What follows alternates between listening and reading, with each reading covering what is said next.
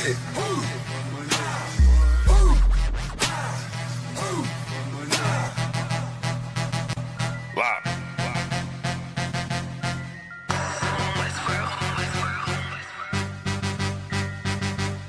been eating pot belly, greasy face, Glock heavy. Feed it safe, talking shit, do not tell me. I don't wanna see the hate, all that shit do not help me. I'm just trying to plead my case to the most high. Pray I see the gates. I was about to Cancun, but we just got the house instead. Covered all of their payment, and now she got the bobblehead. Looking at me like dinner, she said she about to gobble lead. Point the beam like a pencil, and then you gotta swallow lead. Point the beam like a pencil, and then you gotta swallow it. Pack my bag with essentials, I can't forget the hollow tip. Niggas losing they mental, and Satan come demolish it. Niggas all on they menstrual and get the whining like a bitch, just like iron, they rust. Niggas trying, they luck, keep it real. Everybody out here lying, save us, steady raising dead. They was out here lying, then dust. Niggas on my head, so the brotherhood is a must. Any hood, I be riding with my brothers that I trust. Know I'm good, cause they slime with their fingers on the clutch. Money piling like I'm trying to make it stack in the rush. One west to the death, and that ain't even enough, cause I'm coming back. I ain't never done with that, going ahead and spread your lies. I'ma let you run with that, wanting me to spread the thighs. I ain't having fun with that, nigga, hell no. Now she wanna chop it up like a lumberjack.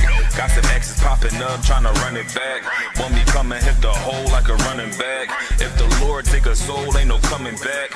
On my soul couldn't fold like 100 racks. I'm down for my niggas, I up for my niggas. I go and do the time, stay stuck for my niggas. I ride for my niggas, I die for my niggas. One west to the death, no lie, little nigga. I'm down for my niggas, I up for my niggas. I go and do the time, stay stuck for my niggas. I ride for my niggas, I die for my niggas. One west to the death, no lie, little nigga. The full Nicky on my waistline like a big nigga. No limit, I'm a tank, close game, hit different. We focus on who around, not concerned with who's missing. My boots digging, never been a house shoe. She don't like it, but she love me. I can tell when she want me. Tell, then I zip the body bag like a onesie. I'm dropping every day, let my feel clumsy. Through the pain, but we don't find shit funny. I know enough that I don't know shit. It's one thing I know this. Never bite the hand that feeds you. Never lend a whole shit. We don't want half of the world, man. We coming for this whole shit. But in the world, I was known to pack a bag like a road I'm trip. In the den with the lions. I be living this in real life. Ain't everything, but you gon' lose your soul. That's a real price. Getting led by a coward. I don't know what that feel like. Black on black toes to my head. I can't kill Christ. I'm down for my niggas. I up for my niggas. I go and do the time, stay stuck for my niggas. I ride for my niggas. I die for my niggas. One west to the death, no lie, little nigga. I'm down for my niggas. I up for my niggas. I go and do the time, stay stuck for my niggas. I ride for my niggas. I die for my niggas. One west to the death, no lie, little nigga.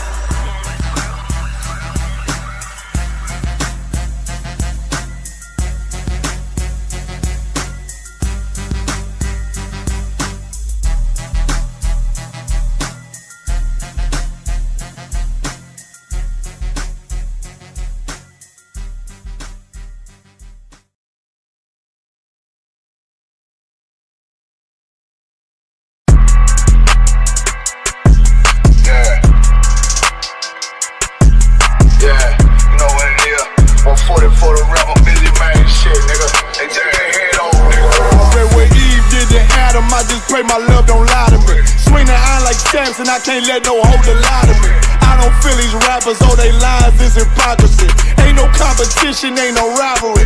Niggas think I'm playing, I don't hear one word they saying. This shit light work. Think Muhammad one of us, he might lose his life first. Suckle up and stay alert. Another cop can stretch the nigga. He a demon, it's an exorcism. Watch I bless the nigga. You took that oath in blood, then you know I'm gon' get active with you. Fuck the opposition, I see vision. Let me paint the picture. Rappers claim they spit and I ain't listening. Is in fact the If revenge was a woman, now I stroke that bitch like Jake. So Tower War, we gon' run the summer. It's gon' be historical. Thought they making plays, made them niggas call the audible. Ask who run this shit, but that question is rhetorical. Bitch, I'm the one, me cookies with the oil. I'ma get them crackers, hell, should've never kidnapped my family. I can't do that, bet I be the last nigga standing. Do a life sentence for my niggas, pray you understand me. I might put a switch on this Glock and call it Young Pay. How you real trigger know them dots? You a bird feeder, claiming he a demon. What's a demon to a cold leader? When he saying something, I ain't hear him. This shit light work. It ain't about who got this gun, it's about who gon' up that pipe first. I turn a bad situation to a game changer. Bring soldiers from the dead, just raised up the chain. 6 shots, I'ma look like Aaron Jones when I run it. Never bite the hand that feeds you. You a never get that hand back. He bitchin' about 10%, I don't wanna hear none of that. He dropping sword, fuck him, just make sure you get that cover back. Look around, he ain't with us, probably cause he never was. Now my chin like you with the angels for your brothers. Everybody wanna be Richard Porter, God kill him like Alpo. Play if he want, it's laying in the trunk like Lee Malvo. I'm a certified woman's ass nigga, I am not a toy. Hey, out with that hollow sign, yeah, this the rim accord. Feel like Gullah Jack when I'm in Fayetteville, you feel your boy. Still about my brain, still I think that's all that I do. The way I get that boy lost, they gon' start to call him Elroy. Fuck his game, pop out on them demons like I'm Hellboy.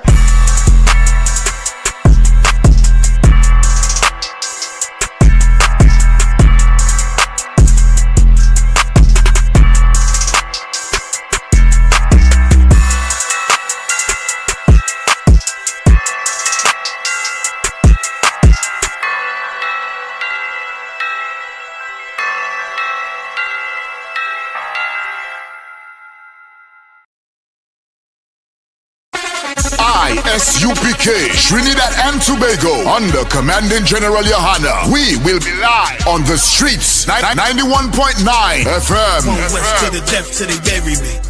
Every Thursday from 7 p.m. Hosted by Officer I.S.U.P.K and Officer Maskoyak. West to the depth till they bury me. I'm one west till they bury me. I.S.U.P.K under Commanding General Yahanna. Live every Thursday night from 7 p.m. on the streets, 91.9 FM.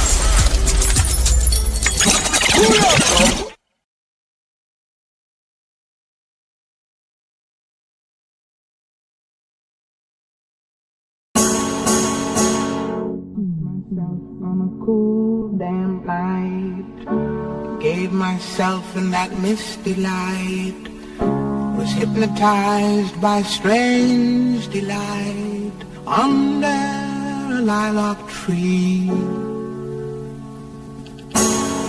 Spitting Hebrew, 3 and 1, combination, yeah. Well, how you want to talk like us after this? I.S.U.P.K and the Commanding Priest inspiration, rock like out, like out, shine. I made wine for my heart, and it's true. That's the recipe it takes. I finally got the recipe, passed down the ages, sitting under the family tree. Put my heart and on my soul, stretched enough to feed. Go wild, go hard, and nigga, I'm a priest. First I was lost, needed more songs. Now my over the truth all along is the songs of wrong. Just feed the dogs, bread, bait, throw the plate of cake, wishing to eat, fishing to got meat in the recipe.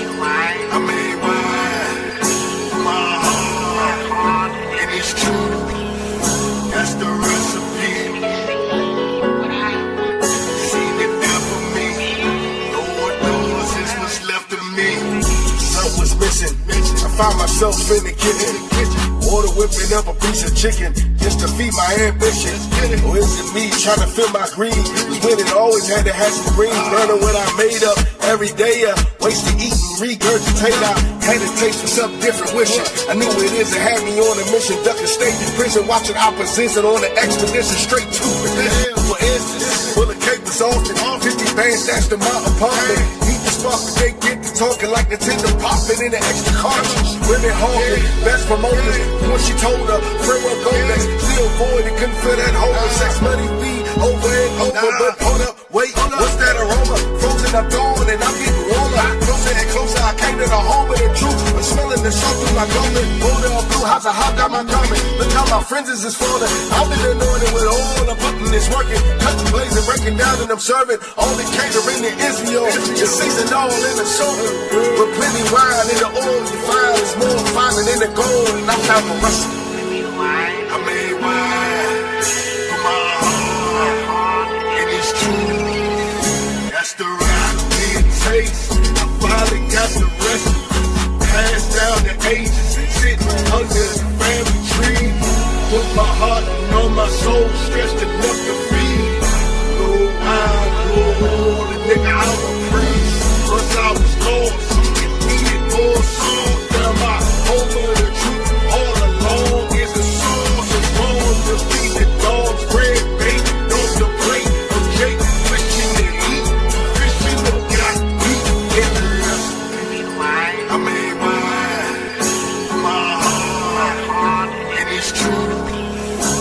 That's the recipe. Seen it there for me. Lord knows it's what's left of me. Let me tell you right, is he just can't get a slice. There's some ingredients to suffice. Should be nice even if the spice ain't precise. Like your old life is a sacrifice. 2 or more in the name of Christ. Like the night you had to cut corners just to afford to fill all your short orders. It makes a lot of zeal as you go. One the kind that's rechargeable. And it's hard to pull crumbs and bread, but you kept holding to the crust cold and make it potent. Ain't no other wood. You can never have too much brotherhood. We was laying eggs that would go bananas. Cups tried to be and the bandanas, you gon' need at least the faith of a mustard seed. When you're stirring the pot up, the pressure gon' brew. Just know you ain't bit off more than you can chew. Only one Lord, faith and baptism. Lot of knowledge and wisdom will keep you cool as a cucumber. If you find yourself in a pickle, eat your bread and last of all, write it on. Bring it on to a bowl. Not half-baked, cause lukewarm and get spit right back in the bowl. Cold, and after you forge it, go find a man that the Lord said for you and yours. And just remember that this ain't for them. You know about the recipe. I mean, why? For my heart, and it's true. That's the recipe. I mean, why? For my heart, and it's true. That's the recipe. I mean, why? I mean, why? I mean, why? The recipe. I mean, why? For my heart, and it's true. That's the recipe. Wine from the line of tree. Put my heart in its recipe.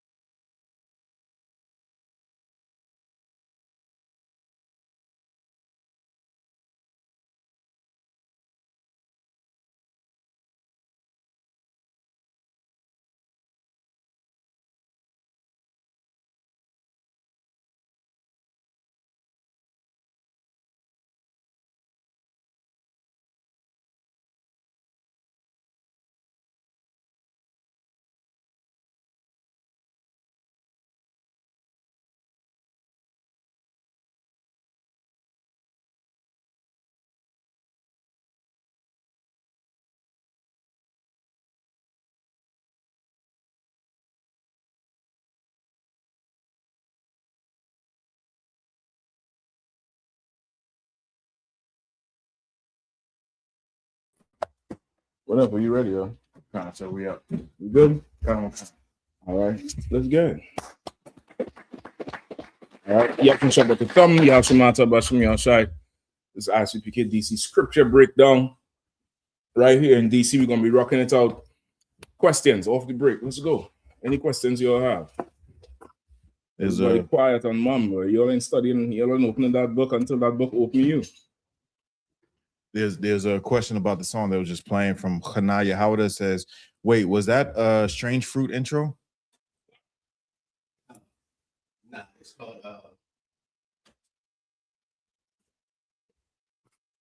that wasn't Strange Fruit though. It's called lilac tree. I think that's what you're talking about. Under the lilac tree. Under the lilac. Strange Fruit. That's what it's called? Yeah. I ain't know that. I ain't know that. And he making sure they ain't come for him for no clearance fees. That's what that is.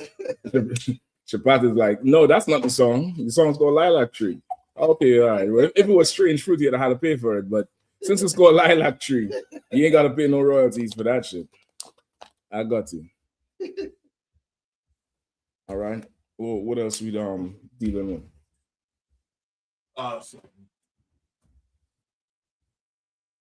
I just had a comment. Did you have you seen the Drewski skit? No. There's a whole lot of Christians that are told that the Christian church one. Kind of concert. Okay. There's a whole lot of Christians that are fully upset about how the way he portrayed the church and whatnot. And they're saying he's making fun of God because God don't drive no phantom. He making fun of. It's cool when they do it. It's bad when I do it. Yeah, God don't drive no phantom. I don't know what they're talking about. I don't know why they would be upset. Drewski making them niggas famous. Go ahead. Salaki, when the shoe was on our foot, we wasn't acting like that. You know, The he shoe did, was he never did us. on our foot. I don't know what you're talking about. What you referring to? Help me out. Drewski did a skit on us too. And When? Mike When? Epps and them. When did he do a skit on us? Salaki, on some fake Israelites. Oh, you sure? You Yes, sure? sir. And Mike Epps and them. Did you feel connected in some type of way? See, so how you know he did a skit on us? So I heard about Lilac Tree. I didn't even see. Yeah, if you all need to go to court, take Shripad with you. He can make sure the jury just know he innocent. He's not guilty. Drewski did a skit on us. Drewski did zero skit on us. Zero skit on us. We've been in movies, brother. We were in movies called 999. We was in the Barack Obama movie. That was Clay. This is the UPK they put in there. Drewski did no skit on us.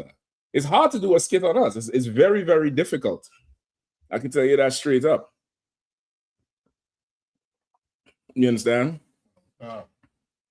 But yeah, man, that's their business. So they in the feelings about it? What are they saying? Like I said, they were saying they were he was making fun of God. You know, that ain't us. It was mad. I think I saw one thing where it was a pastor that was talking, but I really think that was AI, but because he was cursing. Okay. He was like, F that was Drewski too? No, it wasn't Drew. It was a real pastor, or at least it looked like it was portraying because he was cursing. He was cursing like cursing up a storm. And he was saying, F that, that bastard. The pastors and them, they grimy, they're pimps at the end of the day, Kind. They're absolute pimps at the end of the day. So, you know what I mean? Go ahead up. So I seen one, and I think maybe the same one with the pastor, but he had the Bentley right behind him, and he was saying something about Drewski's skit wasn't. That sounds like it could be AI. You know what I mean? It could be. I don't know. Go ahead up. Could I get a general breakdown? Slaki, sir, my bad. Slaki, can I get a general breakdown of Isaiah chapter 6, verse 5 through 8? All right, let's see if we could get it. All right. If anybody else has questions, you all know, line them up. All right. Isaiah what? Isaiah chapter 6, verse 5 through 8. Okay. Half of my Isaiah is still in DC. When you have half of Isaiah, then I'm camping 2008 or some shit. Rain fell, and that was the end of half of the book of Isaiah. Isaiah 6 and what? 6 and 5, sir. All right. This is the book of Isaiah chapter 6, verse 5. Everybody make sure you put your phones on vibrate, all right? Please.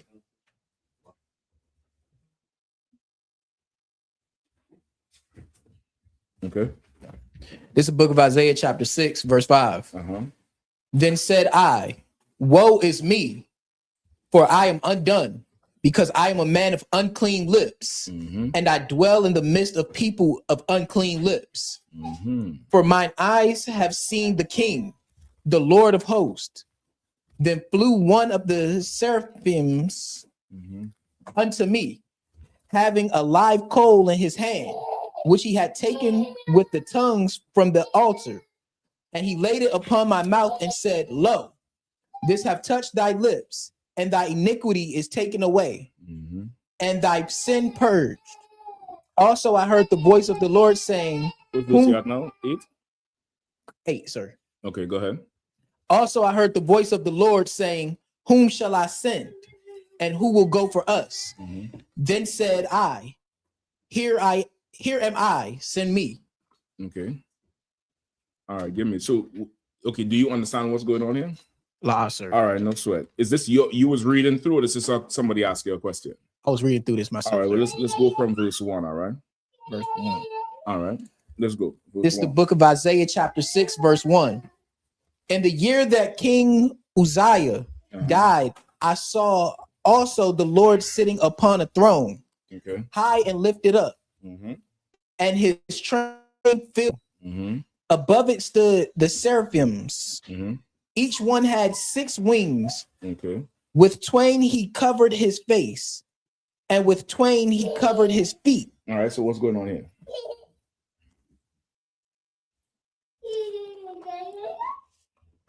Is he seeing?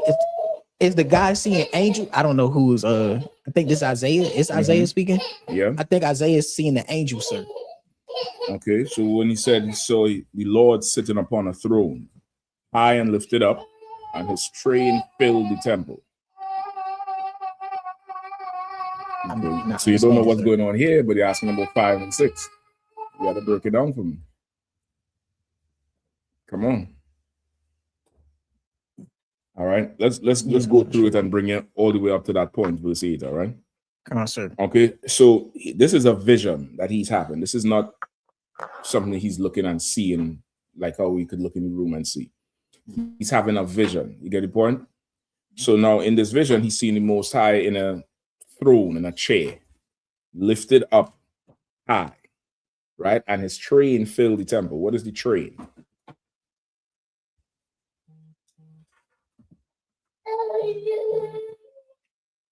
Of course, just if there's any more questions in the chat, just line them up to it. Right? What is the train?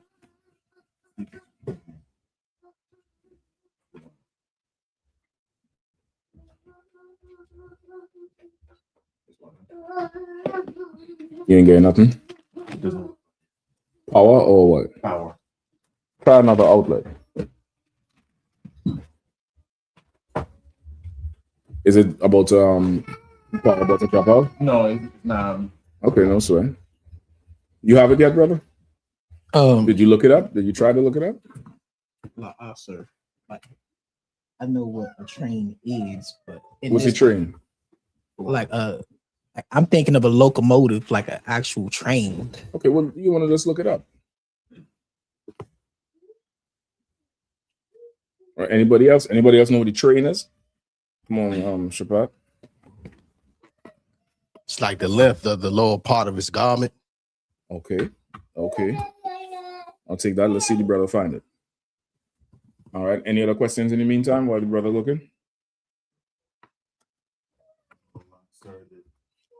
So fiery furniture, it says, is the length of the garment.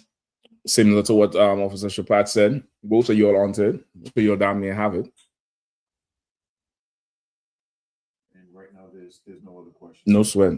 No sweat. That'll work. Anything yet, brother? Somebody just look up train and just see the context, different context. Somebody pull it up quickly, all right, so we could move ahead. Found it. If you found it, go ahead, Adam.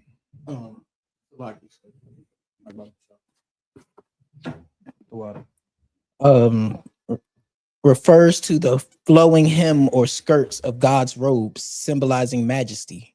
Okay, why is it specific to God? What did you look up?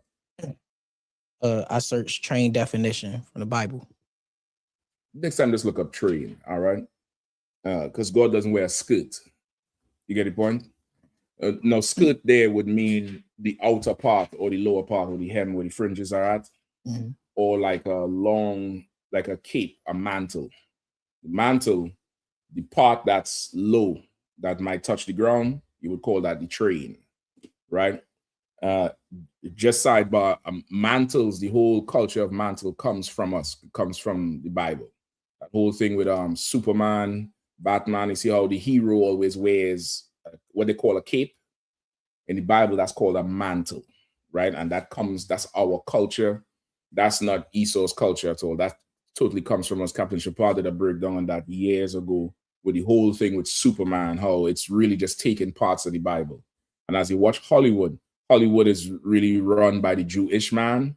So most good Hollywood movies is really a adaptation of the Bible or a variation of the Bible or taking some parts from the Bible. That's why it resonates so well. And it's so successful because it's really a biblical story. So the train would be the cape and the latter part of the train. So meaning, just think the whole vision is glory. Like he's sitting in a chair high up. The height signifies what? Status, sir. Status of power. Like you go to court, the judge is up. You're looking up at a judge, right? So it's the vision of power and glory. And as he sit there, he has that mantle But the mantle it ain't just hanging over the chair he's sitting on. The mantle flowing all over the damn place. It's just like, this is just powerfully looking at. You get the point? I'll take that. That's the mantle right there. That's the mantle. The train ain't all the way down, but it's out the picture, so you know it's gone. You get the point? Plug the Lord's 57 annual Passover. You'll make sure and be down there. Catch a train if you need to. All right. So that's what he's seeing. Now in verse 2, read verse 2. Cut out of one concert. Verse 2. 2 out of 2 for that book. What? Above it stood seraphims. Each one had 6 seraphims. Seraphims. It says with an S. Concert. You also have an S at the end of it? Concert. Anybody else on? You have an S? God damn. I had to check your old Bibles now, boy. You got an S, dude? Shit, well, something got to be wrong with mine. No, something wrong with y'all own. Because as far as I know, seraphim is plural. Go ahead. That's why I said each one. That's why after seraphim, what does it say? Each one had 6 wings. Exactly, because seraphim alone is plural as far as I know. Go ahead. Twain he covered his face, and with twain he covered his feet, and with twain he did fly. All right. So what does he see in here? What's the vision here? He's seeing angels, sir. Okay.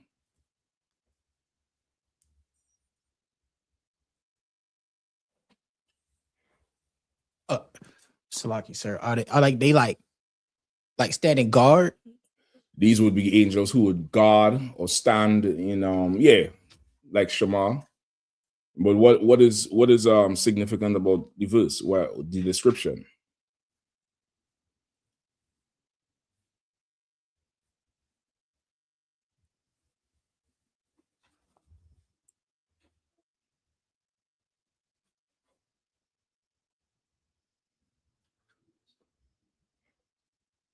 Anybody else? Anybody else want to try? Go ahead, Leviathan. Sir, is the twain like a hoodie, like something that's covering his head? When they say twain is like 2. So each angel has 6 wings, right? So it's 3 pairs of wings. Like, have you ever seen anything that has more than 1 set of wings? Maybe a roach, but a roach I think got like 4. Dragonfly has 4. This thing has 6 pairs of wings. I mean, 6 wings, 3 pairs of wings. You get the point? So when they say twain is another word for 2. So you say 2 is doing this, 2 is doing that, 2 is doing this part. All right. Did you understand that before? Okay, no sweat. All right. So this angel, this here is what you probably on your own time, you could look up the description of the angel in the book of Ezekiel.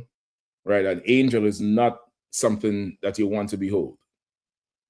Angels usually come to kill you.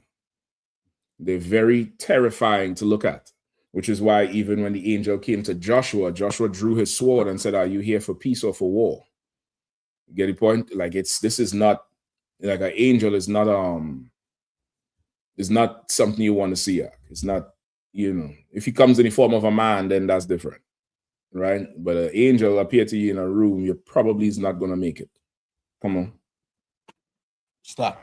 Yeah, Shalaki, sir. It's like I always heard since I've been in the school, like heaven is something that we couldn't even imagine. Like the kingdom, we try to imagine all the things we're going to do. It's going to be far beyond that. Like the description of the angel, when I first heard it was like, dang, I would have never imagined that. You know what I mean? Okay, when you say heaven is the kingdom of heaven is going to be way more than what we could imagine. It's a little different than the angel, because the angel actually have a description. Constant. Like there ain't no description for the kingdom of heaven. You get what I'm saying? Like there's nothing outlining.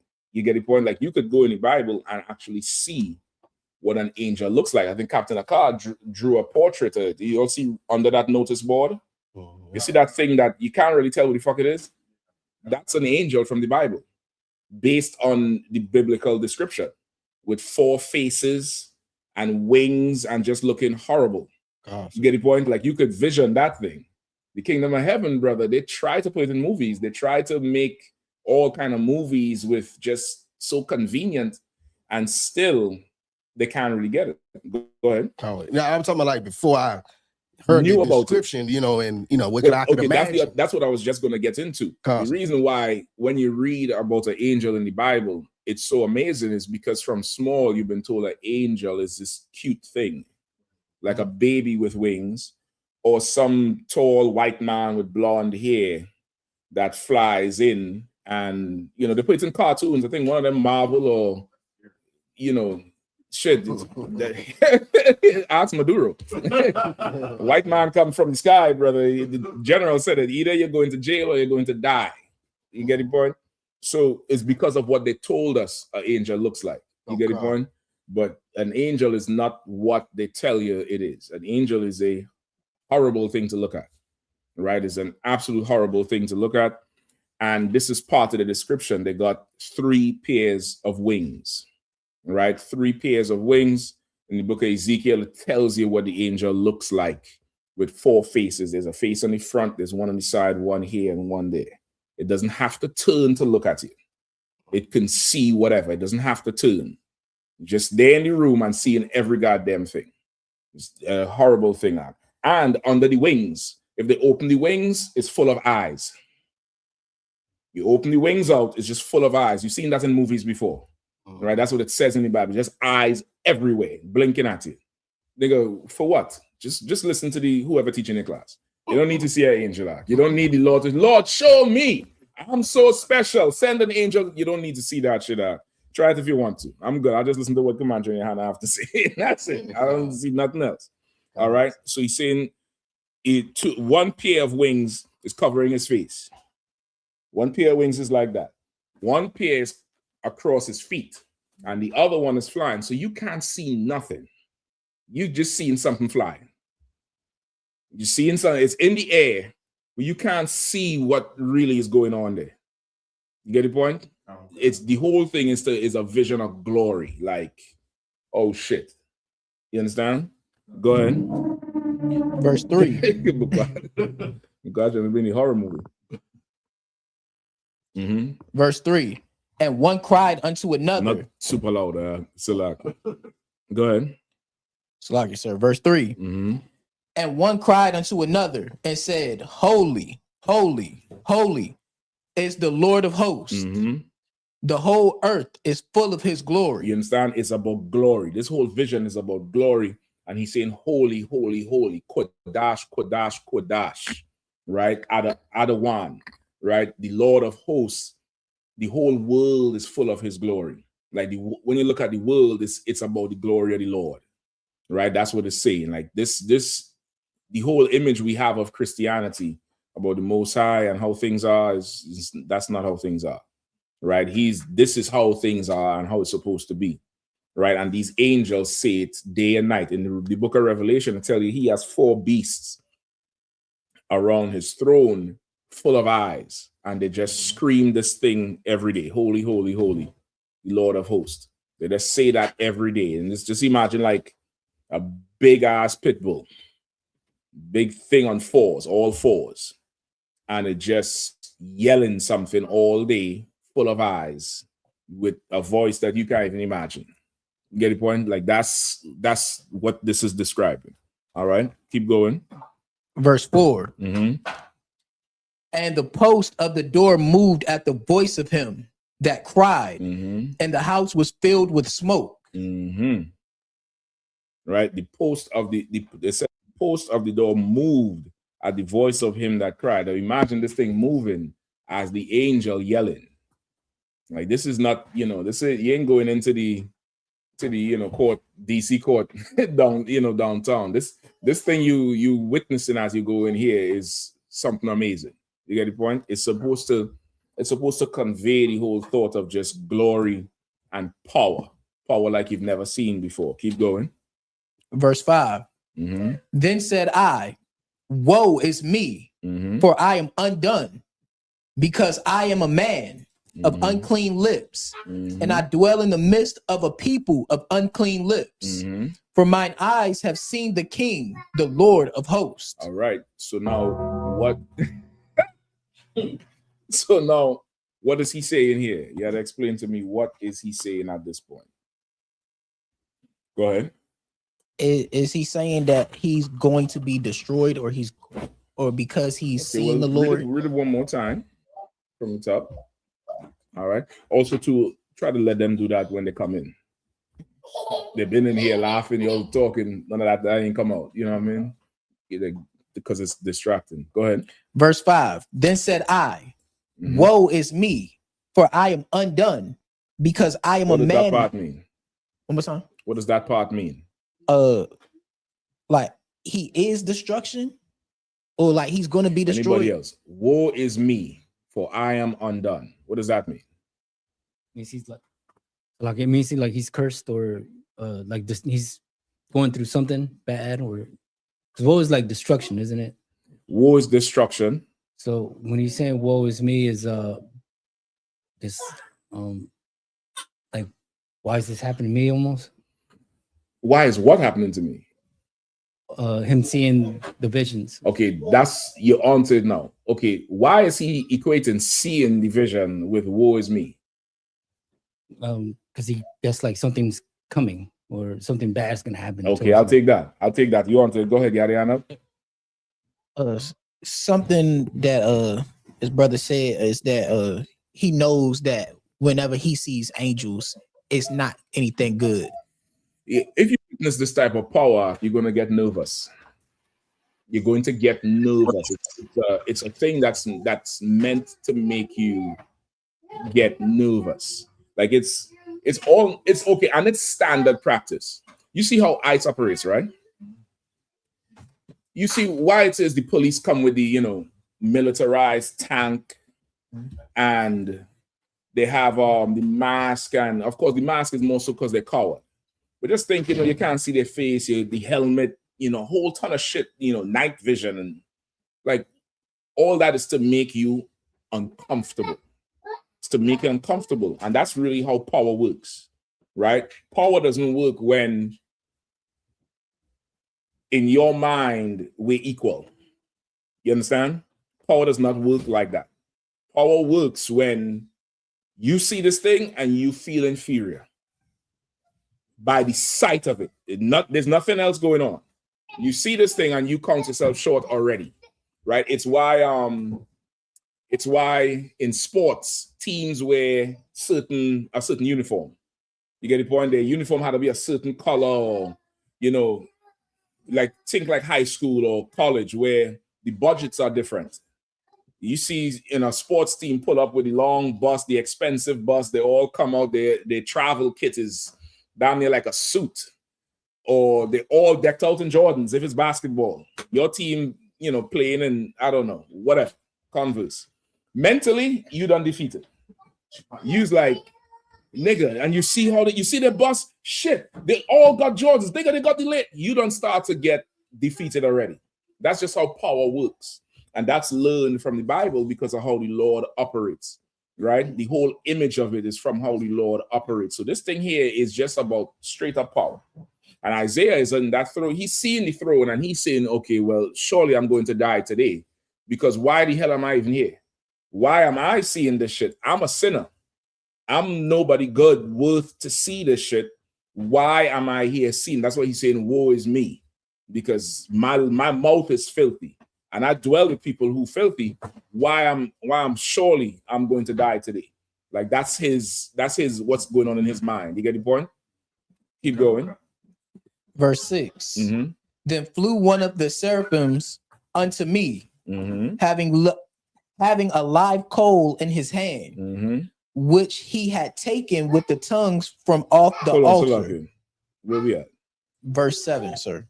I mean, Slaki, sir, verse 6. I got you now. Okay. And of course, for verse 5, give me Psalms 51.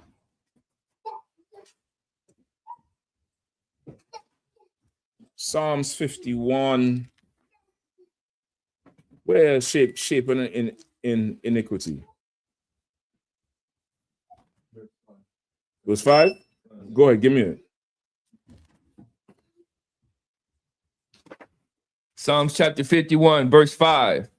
Behold, I was shapen in iniquity, Mm-hmm. and in sin did my mother conceive me. Right? So you could use that for this when he say, you know, my lips are unclean and I'm in the midst of an unclean people of unclean lips. Salakia. You get the point? It's like you coming out of the world, everything you learn and do is unlawful. Your parents learn everything unlawful, and everything that you could learn from them is unlawful, even with the best intentions. They didn't make you celebrate birthdays like, yeah, you're gonna celebrate this birthday and I'm gonna turn you into a sinner. That's not what's in a parent's mind. A parent's mind is, I'm going to, you know, this is what I'm doing for the kids. A parent's mind is, yeah, you go to church on Christmas Day because that's what you're supposed to do. Even though it don't make sense, the parent ain't trying to make you do something evil. But the lifestyle that we live, the lifestyle we all come from is against the Lord. You get the point? That's the point it's making. It's against the Lord. And that's why he said, I have unclean lips, and I dwell with people who have unclean lips. Right? From that's, you know, we don't follow what we're supposed to. We sure as hell don't follow you, because what the hell is this shit? Like, this got to mean I'm going to die. Like, a lot of people come see us for the first time and think we're going to rob people. And we walk in the club, and you all know when we go to the cookouts, sometimes, you know, the brothers and them, they organize some club to go in. The van pull up, and it's like, what the hell is going on? They put all the bouncers out front. You know, it's just people following around the club because it's just, who the hell is y'all? It's a problem just because of how we look. You get the point? Just because of how we look. Some years ago, a brother came in here with was his rib. Two of them ain't really true. They never stuck. Jeremiah Hyman was teaching. The brother came in, and he asked, what is he asked? I think he asked to go sit with his rib. He didn't really get the whole separation shit. She was normal. She was fine, it looked like. But he sat somewhere on this side, and he was uneasy in the chair. He was like doing this and looking around. Every movement a brother raised his hand, he's like this. And he just kept looking. And after he just got up and he went to the door. And Jeremiah Hyman just kept saying, it's all right, brother, it's all right. Go ahead, it's all right. And we didn't really realize what the fuck was going on. The brother was terrified. And he couldn't even tell the broad leave. And he's at the door, and he's like, he doing this to her. Come on. She's like, what? And they just both left. And Jeremiah Hyman said, he said, we couldn't see it because we sitting there. So we looking here. He said he could see it. He said the brother was terrified. He kept looking around. He kept focusing on pictures, and he couldn't take it. And that's just from seeing something out. He ain't listened to nothing. So imagine seeing the Most High Power, who has full spiritual power and could just, I mean, it's crazy. And Isaiah saw this and knew surely his number's up. He done today. Today's the last day for him. You get the point? Yes, sir. Come on. What you're saying is heavy, because I remember when I first came into the truth, I was in Canada. It was was meeting the other brothers that was coming up to do camp, right? Right. And it was just me and one other brother who was going into the mall to go to the bathroom. Okay. It was just me and him. As we was walking, people were just, it was like dividing, moving away from us. At the sight of him. Kind of kind. Mm-hmm. And it was just two of us. We stuck out like sore thumbs. Yeah, it was. You don't look like a regular human being once you come into the truth, Doc. Everything changes. Everything changes. Your presence is a lot more noticeable. Everything about you changes. So imagine for the Most High. You get the point? Kind. All right, go ahead. Verse 7. And he laid it upon my mouth and said, lo. Read it top of 6 again. Concert. Then flew one of the serpents unto me, having a live coal in his hand, okay, which he had taken with the tongues from off the altar. Right. So just imagine like how we would have coals on the altar burning the incense. Imagine one of them angels with the face covered and the feet covered and the wings is out, fly over with pair of tongues, take up the coal and fly towards you. You're going to shit yourself out. I'm just trying to tell you, you're going to your bowels are going to become so loose, brother. It's going to become so, you're not going to be able to contain yourself. at the sight of this thing coming to you. Go ahead. Verse 7. And he laid it upon my mouth and said, Lo, this have touched thy lips, and thy iniquity is taken away, and thy sin purged. So what is happening here? What's happening there?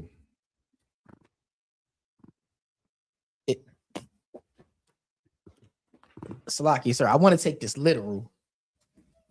Well, it's a vision.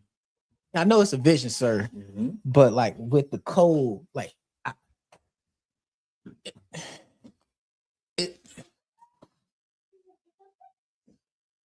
I'm listening. So many thoughts. If it's literal, I should just put this coal in your mouth right now and you get the truth. If it's literal, right? You got to say it's not literal because there's fools out there that are going to go put the hot coal in the child's mouth for cursing. Oh, I know it's not literal. All right, then. So you can't say you want to take it literal. Like. You can't say that part. What's happening? Anybody else want to try? Go ahead. Shapat, move this bottle from this table. It shouldn't be there. Because all you're going to cry if that green bottle fall. All of y'all is going to cry. You're going to try to sift out the glass, the splinters from the liquid. So because I love you all, I know to move it from there. I wouldn't put it there either. You should put it on that countertop that's solid, that can't move. You're shaking it there now because you're trying to show. What are you trying to show me? Supply, please just voice it. What are you shaking for? What are you shaking for? You're trying to show me something? You don't need to see what I'm talking about. You just need to do what I'm telling you. You don't need to see nothing. You could just close your eyes and just Shapat, take 4 steps forward, turn left, turn right, take 2 steps backwards. That's how you have to operate. You don't need to see nothing. All right. So what is happening here with the thing we call? Go ahead. There's a few answers online. Princess Kawana says, kind of what, Slakia? Slakia, was the angel cleansing him? Yes. Yep. And then Michelle Love said the same thing. Slakia, so he's being cleansed?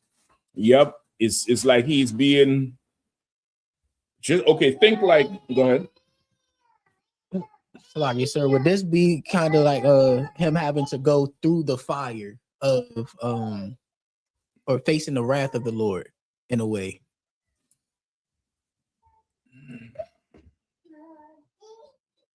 Not facing the wrath of the Lord, not going through the fire per se.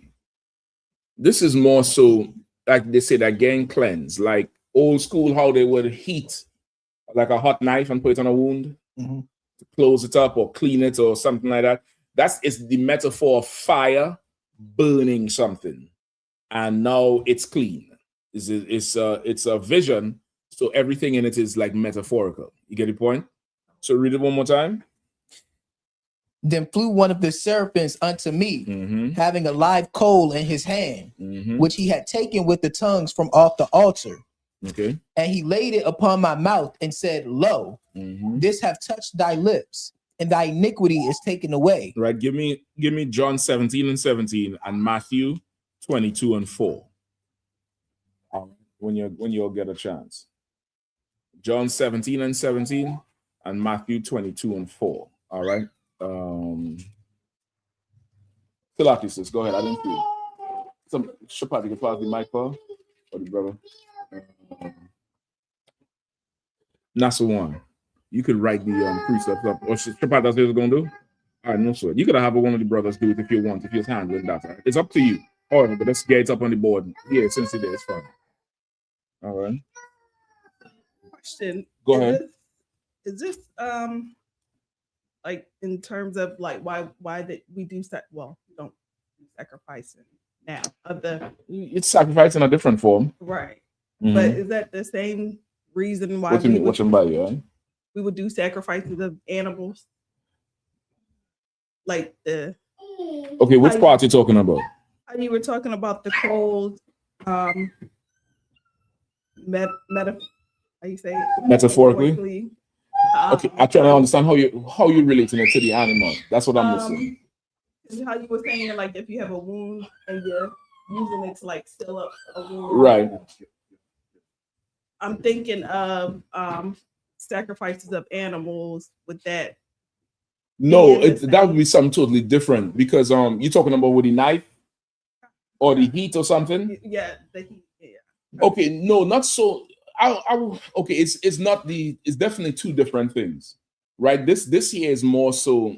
This symbolizes something being made pure, just like heat, like putting something in fire. You know burning. Oh, that's what you're talking about. When you sacrifice the animal, you burn it. Okay. Okay, no, not that part. When you sacrifice the animal and burn it, it's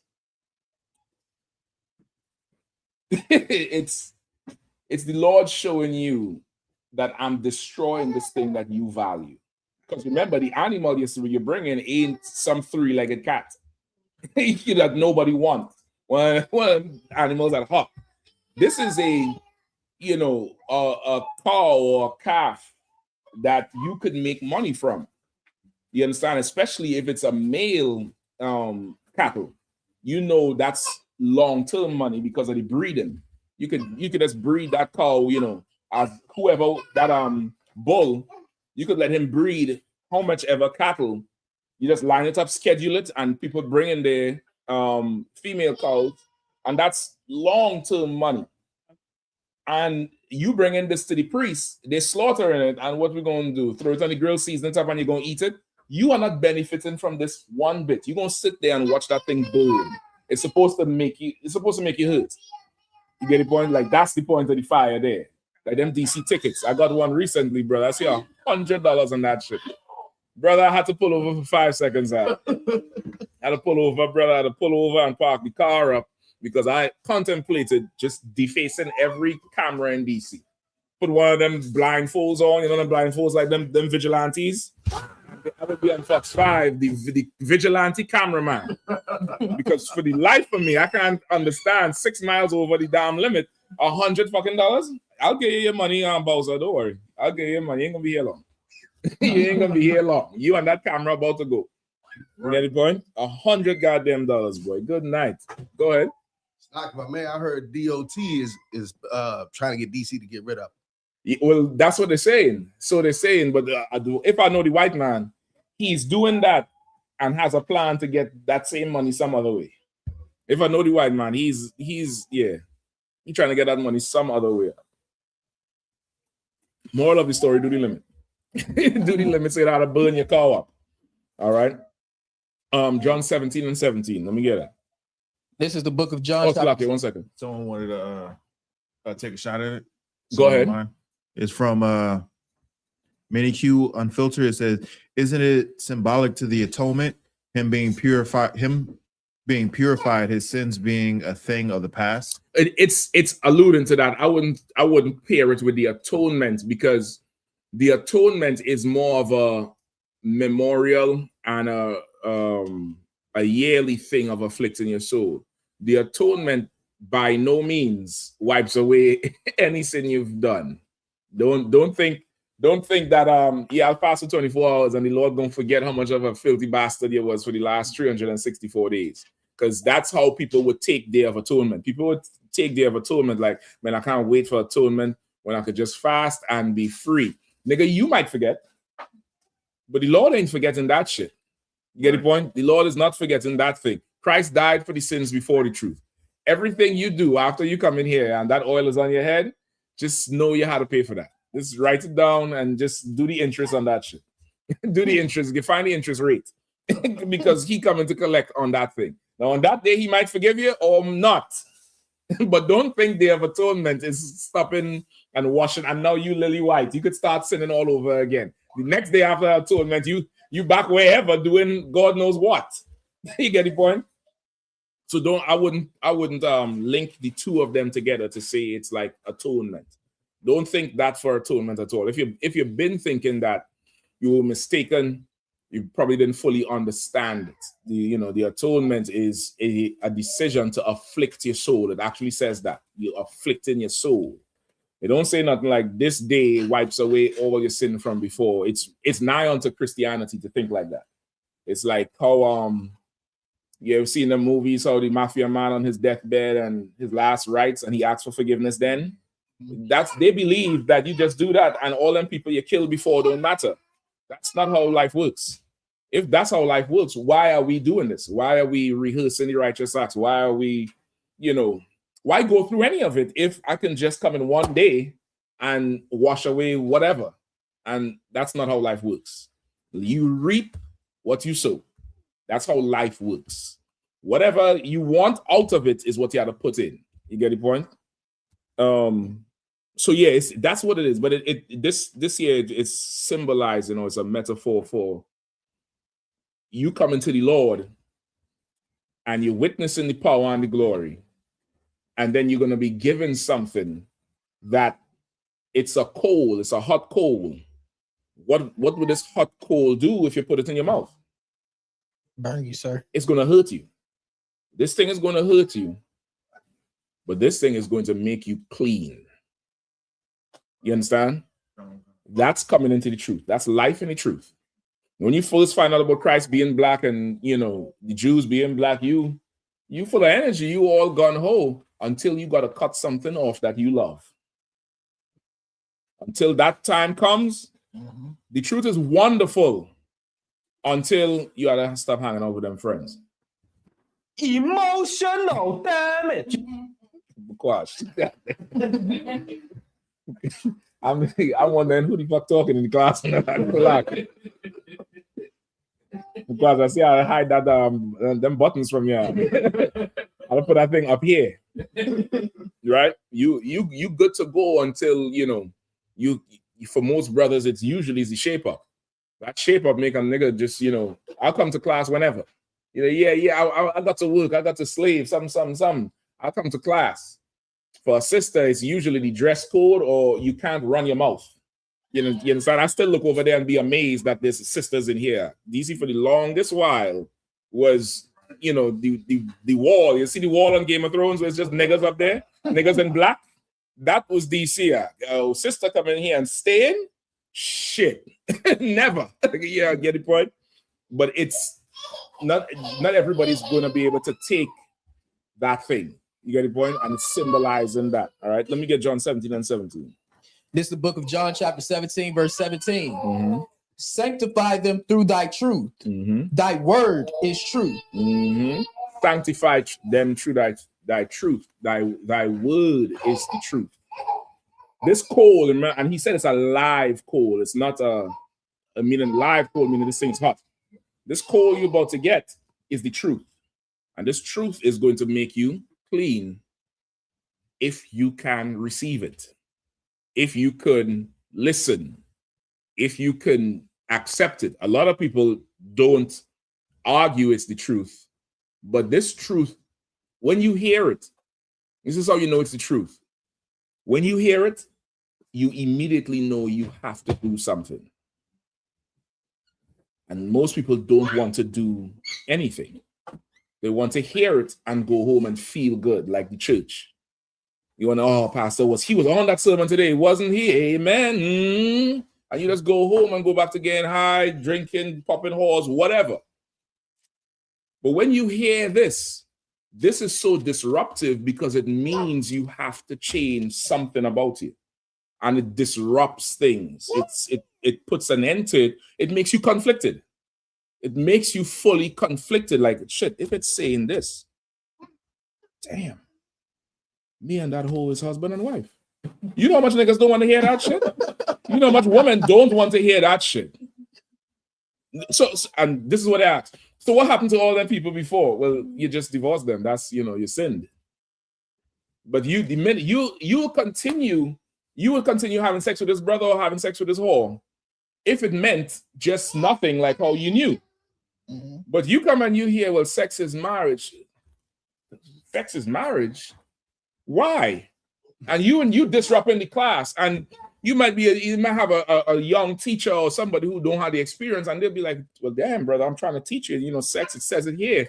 That teacher don't understand you're having sex with some slut that you don't want to be really tied to like that. You want to just enjoy her, but you don't want to be tied to. You don't want to, work out her rent problems and, help her out and go meet her mother. Who the fuck want to do that shit? I just want to come on the weekend. No, you telling me sex is marriage. There's something wrong with what you saying. That's the code. Gosh, you really, you're not helping me. Yeah. Yep, that's it. That's it. Yep, you wonder how? That's the song. Yep, that's me. If you wonder how I got here, I came to class. Go ahead. Salakia, sir, what you're saying is so true.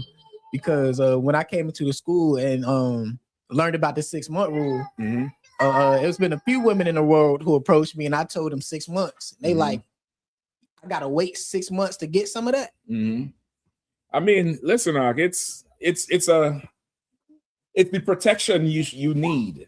Everybody needs, like the truth, the knowledge of the Lord is the protection everybody needs. You need it because life in the world is it's so destructive, Ark. It's dysfunctional, it's destructive, it's non-progressive, and it doesn't prepare you for the consequences of that life. Like it would be better if Christians would just teach you that this happens if you go have sex with the whore, but this will happen. Go get high, but this would happen. That might be better than what they're actually doing. Like most people can't comprehend. They can't really put their hands around it, the consequences of their actions, even though they say the law is done away with. But if people really understood what that means, it might help you out. You may not cry in the courtroom no more. You mightn't cry in the doctor's office no more. You mightn't, they have a whole new thing now. I've seen it on the internet. Living with HIV, and they're so happy, and they make some vlog about it. You on there talking about, well, I shouldn't have to divulge my HIV status. What the fuck is we talking about? At one time, it was a shame you found it out. Now they're just saying it because the Christian church is not preparing you for the future. It's not cleaning you and helping you. It's just leaving you there. But the truth here, it makes you know, okay, if I believe in this thing, I can't continue doing this other thing, even though I love it, even though I like it, even though it's the best thing ever. I can't continue doing it. You understand? That's where the conflict comes in. All right. So this call here is the truth. Sanctify them through thy word is truth. Give me Matthew 22:4. I believe it's 22:4. Let me just double check. Go ahead and read up. Whoever have it. I think that's the one want to grab it. Oh, Salaki, you want to? Salaki, go ahead. No, sir. I like that. Yo, go ahead. Come on, man. Now I know you're growing. I see some growth. Matthew 22:4. Again, he sent forth other servants, saying, tell them which biding, behold, I prepared my dinner. My oxen and my fatlings are killed. I think I probably gave you the wrong one. I probably wrote it down wrong. Hold on.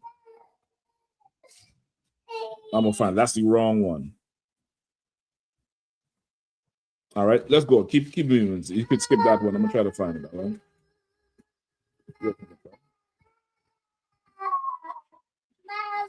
Hello.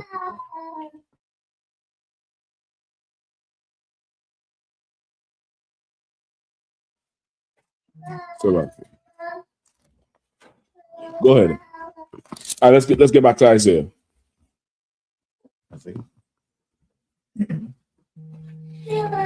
is the book of Isaiah, chapter 6, verse 8. And I heard the voice of the Lord saying, whom shall I send? And who will go for us? Then said I, here am I, send me.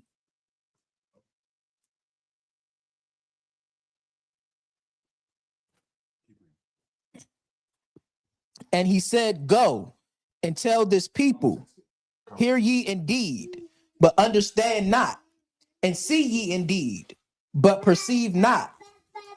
Make the heart of his people fat, and make their ears heavy, and shut their eyes, lest they see with their eyes, and hear with their ears, and understand with their hearts, and convert, and be healed.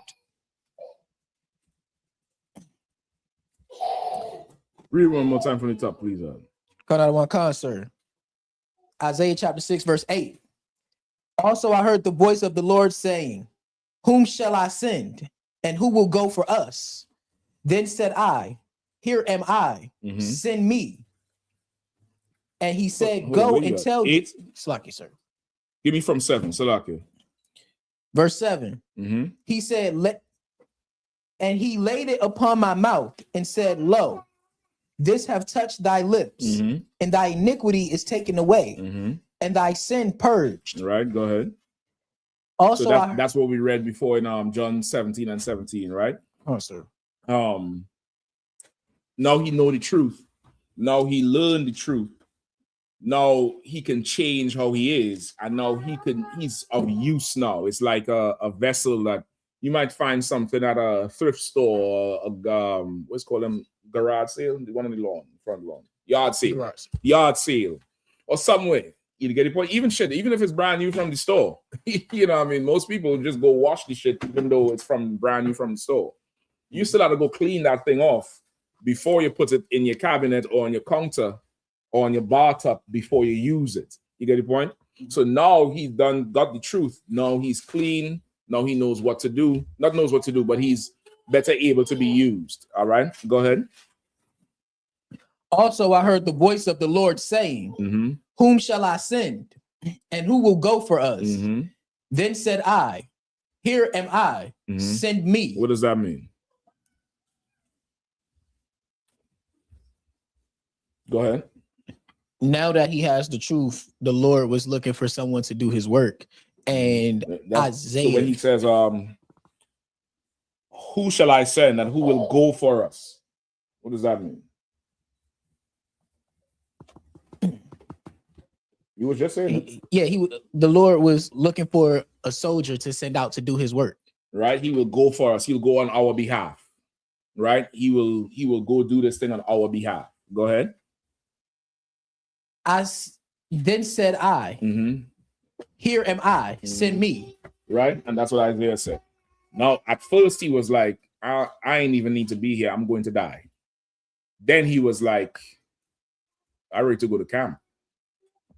Am I going to speak today? He said, I know I didn't get to speak last few weeks, but I'm ready to speak. You brothers going about to experience that. Shapat know what that's like. Shapat knows what's you see how he's shaking his head? You ain't checking nothing now. You know I'm talking the truth, right? Tell you like to check shit. Shapat knows what it's like. Bakwash know that too. Bakwash and Shapat. All the brothers. Who else is on? Arawadia knows it. Zach knows it. I know. Listen, these brothers is masters of stretching 5 minutes. They're up there speaking. Somebody just stop their foot. 5 minutes out. Before long, they go into a whole lot of. Didn't I just say 5 minutes, brother? So like I thought it meant, it's something. Right? You want to go do the work now because now you feel like you can do it. You're capable of doing it. And it's something everybody goes through when they come into the truth. When you come into the truth, all of you went through it. I went through it. Once you start teaching, you'll see it. Everybody came in here. Every last one of y'all would be in class like this for 2 hours, 3 hours. Sisters, they fold their hands and lean to the side. They had the attitude. They don't say nothing. They're looking somewhere else. The foot shaking, their knee shaking, and they twisted up to the side here. Everybody coming in full of demons, full of embarrassment, full of feeling like shit. And as the 90 days go on, you start doing this. When it says some, you would never raise your head. And then there's a time in the 90 days, you actually sitting like this, and then you start talking. Once you start teaching, the brothers would notice it. You will notice that happens with people. And that's when now the spirit starting to get water, starting to get life. Because your spirit gets beat down in the world. Your spirit gets crushed in the world. You wake up feeling like shit. You go to work feeling. That's why people have an attitude at the traffic light. At the traffic light, they're looking and this mean, and it's like you looking at it like, what the fuck is your problem? And the world, brother, the world hates you. The world hates you. You go to your slave, it's like, fuck, you sitting in the damn parking lot in the car, just chilling, because you don't want to go in there. You don't want to go home. Forget about that shit. You don't want to get there because it's just too rough. When you come in here, brother, and your spirit starts taking life. When you start standing, you start getting strong, you're talking more, you're raising your hand. Listen, I remember the first time all of y'all laughed in here.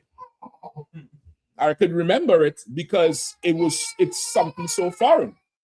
You get the point? Because you're so beat down. Go ahead, sis. Yahanna. Question. Mm-hmm. Where it says, and who will go for us? Is that the Most High in Christ? Or? Yep. Think of us like the government. Like, who's going to go on our behalf?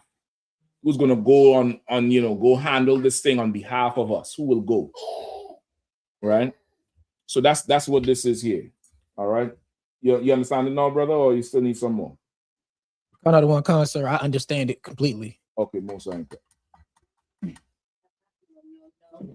Anybody else? So there's a few questions online, sir. Okay. I'll take them if any in class too. Any others? It's from Fiery Furnace Finish. Mm-hmm. Says in the book of Genesis 3:6 and verse 13, what was given to Eve for her to be beguiled, and then as well as Adam.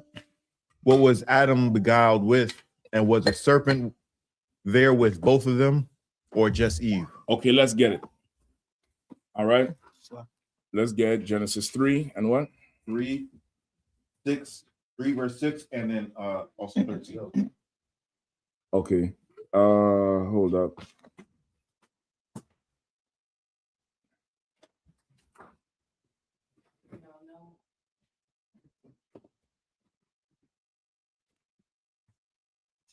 So what? Because I'm sending you the number now, right?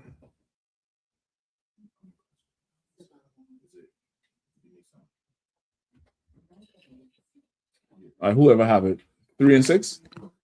Genesis 3:6. Mm-hmm.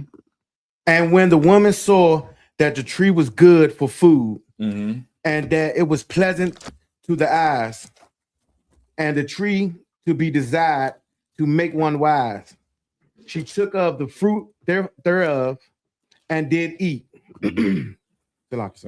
And gave also unto her husband with her, mm-hmm. and he did eat. And the eyes of the and the eyes of them both were open. All right, so you might need to skip up to verse 1. He said 6 and 13. That's the two verses they want? Verse 6 and verse 13, sir. I believe the other one was where Adam got. Okay, no sweat. All right. Read 13. That's to up there. It's fine. You could always make the adjustment after. Read verse 13. Genesis chapter 3, verse 13. Mm-hmm. And the Lord God said unto the woman, what is this thou hast done? Mm-hmm. And the woman said, the serpent beguiled me, mm-hmm. and I did eat. Okay, so it's basically the same thing, right? Concert. So he's asking, did he put the question up? Could you could find it? No sweat. Just I just want to make sure I get the exact question once again.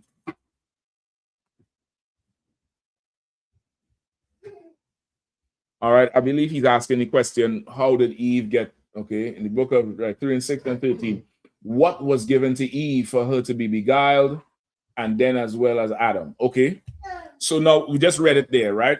When she said the serpent beguiled her, that's why she ate. Okay, no, Adam was not beguiled by the serpent, right? Now I'm asking you all, anybody, what was given to Eve that, what was given to Eve for her to be beguiled? Go ahead. A lie, sir. Okay. All right. Anybody else? Anybody else want to say something? I think the brothers know the answers more than the sisters. What was given to Eve in the garden is the same thing you gave to her last Friday night before you took her home. A story. You gave her a presentation. The woman now, the bros on the internet now, they have something where they say, well, it says you're not dating a person, you're dating their representative. You fucking that shit. And they break it down where you're not really with this brother, you with what he's showing you in the moment. So at least they caught up now.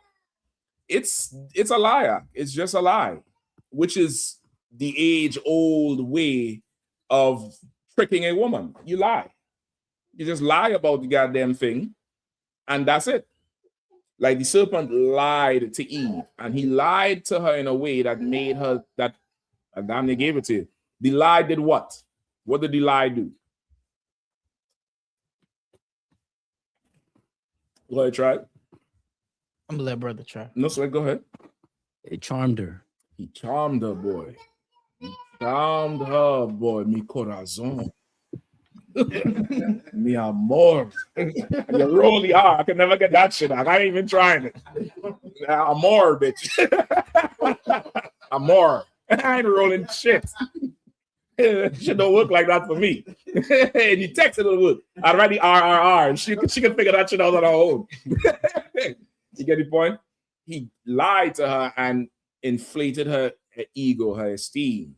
Old school brothers would say you pump her head up. You get the point? That's what the beguiling was. He told her, let's hold on.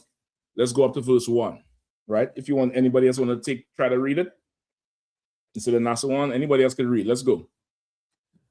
Book of Genesis, chapter 3, verse 1. Mm-hmm. Now the serpent was more subtle. It doesn't say subtle. Subtle. Mm-hmm. Than any beast of the field. What does that mean? What does that mean? Go ahead. Of all the other dudes that were in the field, all the other people or men. What does it mean? More subtle. More like cunning, more tricky. More slick. He was the best liar that they had up. The serpent, he was the best liar on the planet Earth. I'm going to give you an example. The agent that shot the lesbian Moore girl in Minnesota has internal bleeding. That's on the news right now.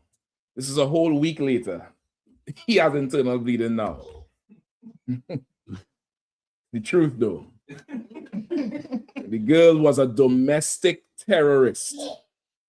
She moved the car to try to hit him, and he fired at her to save his life. Now, I know a few brothers who handy with the tool, and I know it takes you somewhere between 1.2 seconds to 3 seconds to lock in and let off. I think that's if you're training regularly. I think to let off, even close range, it takes you a little while to draw, lock in, and let off. Much less put 3 into somebody. I think he probably froze time out. He probably froze time, and he got to be John Wick. That got to be John Wick looking for Isaac. He let off. He was supposed to let off 3. He let off 1. He was supposed to let off 3, brother. Yeah, I mean, go ahead. You say it's like I'm gonna come to the wife. Go ahead. So he let off 3 in her face.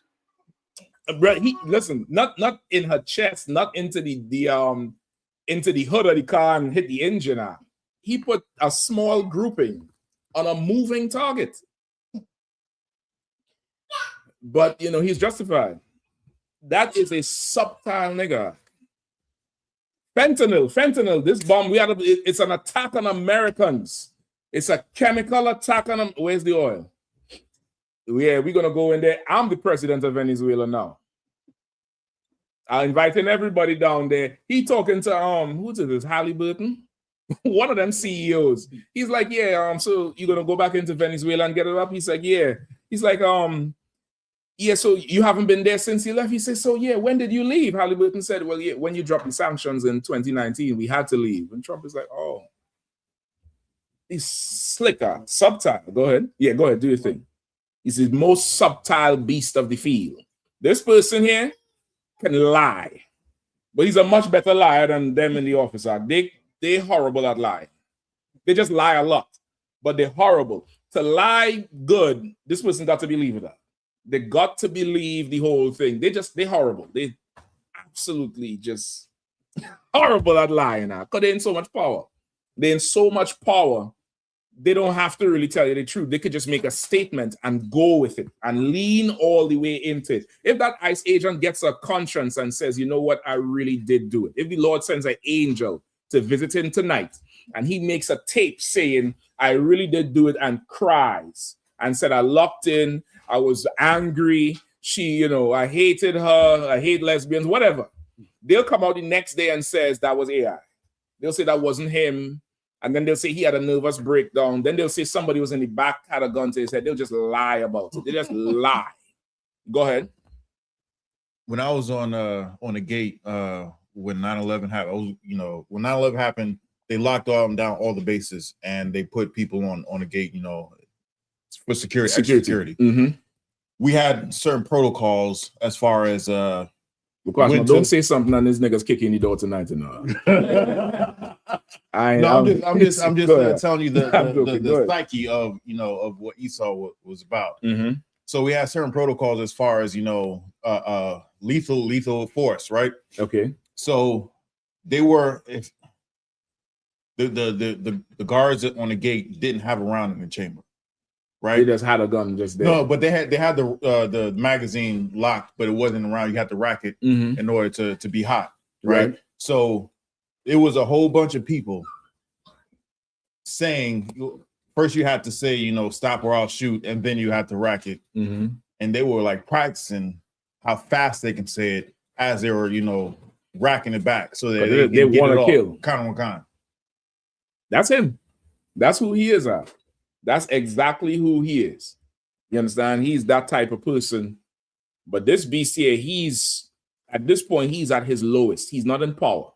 That's why he's a snake that goes on his belly, like almost like you would say, this nigga, you are a rat. You just low down rat. Or you a snake that slithers on your stomach because you're so low in status. And the lower you are, when you're trying to supplant or rise through deceit, the deceit has to be well crafted, has to be believable, because you're trying to step up. So this is him here, and he's going to Eve at this point. All right, read on. Hold on, sir. And he said unto the woman, Yea, hath God said, ye shall not eat of every tree of the garden? And the woman said unto the serpent. So that's the first thing. She doesn't get the orders. He went to her and said, did the Lord say every single tree? That's how you know somebody coming with some bullshit, because they're having you question the order you received. You get the point? Go ahead. We may eat of the fruit of the trees of the garden, but of the fruit of the tree of which has the garden, sir. But of the fruit of the tree which is in the midst of the garden, God hath said, ye shall not eat of it, neither shall ye touch it, lest ye die. Go ahead. And the serpent said unto the woman, ye shall not surely die. For God doth know that in the day ye eat thereof, then your eyes shall be open, and ye shall see, and you shall be as gods, knowing good and evil. Go on. And when the woman saw that the tree was good for food, and that it was pleasant to the eyes. Pleasant. That's another key part here. And it was a tree pleasant to the eyes. It wasn't a hot coal in your mouth. It was something that was nice to look at. Go ahead. And a tree to be desired to make one wise. She took of the fruit thereof and did eat, and gave also unto her husband with her, and he did eat. Right. So go ahead. There's a question about this right here, sir. Come on. Tay 81 says, why didn't Adam intervene before she ate the fruit, or when God asked her, what has she done? Okay, Adam intervened after. Adam didn't intervene right there because the serpent went to Eve alone, which is how deceit works. He went to Eve alone because why? Who knows? Because she I need had the scripture. Oh, Salakia, sir. One more time. I need the scripture. Oh, Salakia. No sweat. Nope. Come on. To beguile her to. That's true. That was his intention. But why did he not try to beguile Adam? I need the scripture. Because I know you're going to paraphrase it for sure. That's the one. Leviathan. Go ahead. I was looking it up. Get Ragash. Come on. Who have online? I'm gonna take Mafia. The rest of y'all can't answer. Mafia. Sisters, I am now. I'll put you in the group too. She have a precept book cold as shit. Why did the serpent go to Eve? Sluggy, sir. Who's that? Mafia, sir. Go ahead. Go ahead. I'll make sure they can stop disguising his voice to answer. he had the auto tune like Bakwash. Go ahead, Mafia. God, sir. He went to Eve because she was the weaker vessel. Give him a hand. Come on, Mafia. Mafia, I see how to put you in the group too. Mafia over there talking all low and calm, like he really struggled to come up with that answer. He been around. How to put you in the group with Shapat and Kazak and Dema. So like this is the last one you get. But he's right, because she's the weaker vessel. He knew it. He couldn't go to Adam with that shit. Adam would have said, "La." He couldn't present what to Adam? He couldn't present something pleasant to Adam. A man doesn't think like a woman. For a woman, she has to have what? Pleasant, softness, comfort, something that smells good, and which is why church is so plush. You get the point? Which is why, that's how most women get gamed up, because of what they see. A man, he looking past all of that shit. He's a little bit more critical of it. You get the point? It's the little space between a man's makeup and a woman's makeup is where the serpent dwelled in. He dwelled in the space where it's like right there, where I could get her. That little difference. That's all it took. That's all it took. And she believed that she was promised what? Wisdom and knowledge. And there is wisdom and knowledge in pain too. But she didn't consider that because of the pleasure side of her. You get the point? Versus the hot coal. That coal that coming in. There's some things in here that's going to be uncomfortable. But if you can receive it, you're going to be brand new. Now, somebody who is, really has a affinity to comfort and pleasure can't do this thing. You brothers who've been through the Hebrew Academy, you all know it. You all know what that sometimes depends on where you're living. You got to be up at 4 a.m. At 4 a.m, how much times you see, it's like, damn, you watch that clock and it's like, I ain't going nowhere. I ain't going nowhere. But then there's somebody who is getting up to go and receive pain. Receive a ton of pain. General Shalom, his calf muscle ripped from his leg up. We heard it in DC, brother. I remember that shit. It pow! And he just went down. The brother in California then broke his nose. So many brothers so many injuries are. So many injuries, and not to mention the pain after, the soreness for the week. And then you wake up every week and go back. Something's wrong with you. You come to class where somebody is telling you, straighten up, sit in a chair like this, talk like this, quiet, sis, raise your hand, quiet, stay quiet, raise your hand. And then you go home and come back. Something's wrong with you. You know how many people would not, I don't like how they're talking. Who the hell do you think he is? He talking to me like this? What the hell is wrong with him? Why they had to talk like that? They're so rough. They want to hear the smooth words. You get the point? And that's how he got Eve. He got Eve because he lied, and the lie was sweet. The lie was very sweet. It was pleasant. All right? Adam was not deceived. That's also in the Bible. Find that precept for me, one of you brothers online, all right, or in class. Come on, you have it? Please. 1 Timothy 2:11. Let me get that real quick. 2 and 12. Y'all check the brother going down the hall, all right? Okay. Can't be liable for what jumps out in that hall. If you see him running back screaming for high hell, you know there's something horrible back there. Go ahead. Sir, where did they get the Christian church get the apple? Why they always say it was an apple and not just a fruit tree? Because an apple is a sweet lie. It's so sweet, it's just a sweet lie, right? This is where to get the apple. Give me verse 3. Read verse 3, Nasawan.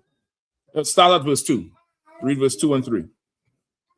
And the woman said unto the serpent, we may eat of the fruit of the trees of the garden, but but of the fruit of the trees which is in the midst of the garden, God hath said, ye shall not eat of it, either shall ye touch it, or ye or at least ye die. Right? That's where they get the apple from, because you shall not eat of the fruit of the tree. And they just say it's an apple, right? I guarantee that it comes from some pagan thing they marry into the Bible. And they say the whole thing with the Adam's apple, the apple stuck in Adam's apple or Adam's throat or whatever the fuck it is, when it's not a literal tree or fruit. It's not a literal tree or fruit. You know that part, right? You familiar with that? Y'all in here, I know you're more recent. Did y'all get the breakdown on Genesis before with what the tree and the fruit represents? I.S.U.P.K, you got that before with what the tree and the fruit represents? If you didn't, it's fine. I just need to know so I'll know if I have to do it. No. Not really? Not so on? I would say I didn't know until I came here and heard you speak of it. But do you know it now, or you need it broken down? You need like a class on it. I kind of know, but I will need a class on it. Go ahead, a class on it. No, so we'll do it soon, maybe next week or the week after. All right, I'll definitely come in and do the whole Genesis breakdown again. But it's not a literal fruit. The tree is not a literal tree. The tree and the fruit represent the philosophies from the other nations, which we always like to do. We don't like nothing black. We like to clothe ourselves and be called by the other nations. Tiger Woods is the greatest nigger to ever swing a golf club, and he stood up and said, I'm not black, I'm Blasian. Like, which Chinese man ever swing a golf club that good? You get the point? Like, we like to cover ourselves with everything else, everything that, you brother go to prison or grow up in a certain area. He grew up Christian, but somehow that man dress and that kufi and the whole assalamu alaikum and all that shit make him feel bigger, make him feel clean, make him feel like he's somebody. Don't call me niggas. You get the point? Like, we always like to put on things from other nations because it makes us feel, it gives us the self-esteem we've been longing for. You understand? It's that thing. That's what the trees and the fruit represent. The leaves also represent that. All right. So that's so for the brother's question, that's how Eve was beguiled. What did he give her? A sweet lie. The same thing you gave them bros to get in the drawers. That's what the same thing you did is the same thing the snake did. It ain't nothing new. It ain't nothing mystical. It is just a lie. It's just a lie. If you have some money with that lie, she digested sweeter. Ask Cassie. Too soon? Too late. Too late, too soon. Y'all still sorry for that bitch. I told y'all that hoe was a hoe. I remember that class. All y'all sat in here looking at me like, this nigga hate women. Then it came out that she loved it. That she was calling the nigga. Yeah, when could we have the FO or the OF, whatever it is? I don't want to say it because I don't want no sound bites coming back to me. But y'all know what I'm talking about. Call the shit. The bitch loved that shit. She a nasty hoe. Y'all still looking at me funny. He just gave her a liar. That's all. He just gave her a good lie. And she believed it because the truth is a little bit harder to hold on to. The truth is not, it's not a pleasant, sweet tasting thing. The truth can be pleasant and sweet tasting once you apply it to your life and you see the benefit over time. But most people don't want to wait the time or apply it because it's just like, you know, it's a little bit too routine. It's too mundane. People like glitz and glamour and flash, and people like that type of thing. You get the point? It's just that's how people are wired. To actually have the truth take hold, you really have to, on purpose, place it in your life and do it. And it involves denying yourself of much pleasure. It involves that. It involves more no than yes. It involves that shit. It's like, you know, you trying to stop get high, all of a sudden everybody offering you weed.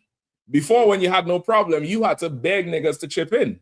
You trying to stop get high, all of a sudden, I got this. Look what I got you. You openly flip the damn thing. He's like, God wouldn't be mad if I just take one. You trying to get your life straight. You trying to stop dealing with these hoes. Your DM start going crazy for some reason. The broad in the Uber, the one with it where they share it. Where you're in the Uber share, she come in and she talking to you normal.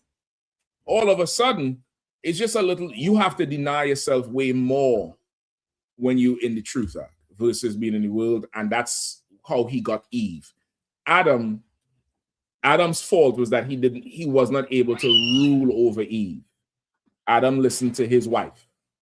And as a brother, a husband, there's certain times you cannot listen to her. You cannot listen to her more times than not. There's times she will say something that's right. She'll come to you and she'll be like, listen, so I did this research or whatever. And you still vet it. But Adam, he let Eve decide. And he did not rule over her. That's why it says she took it to Adam. And Adam, he got down with it. And when the Lord asked him later on, where's that?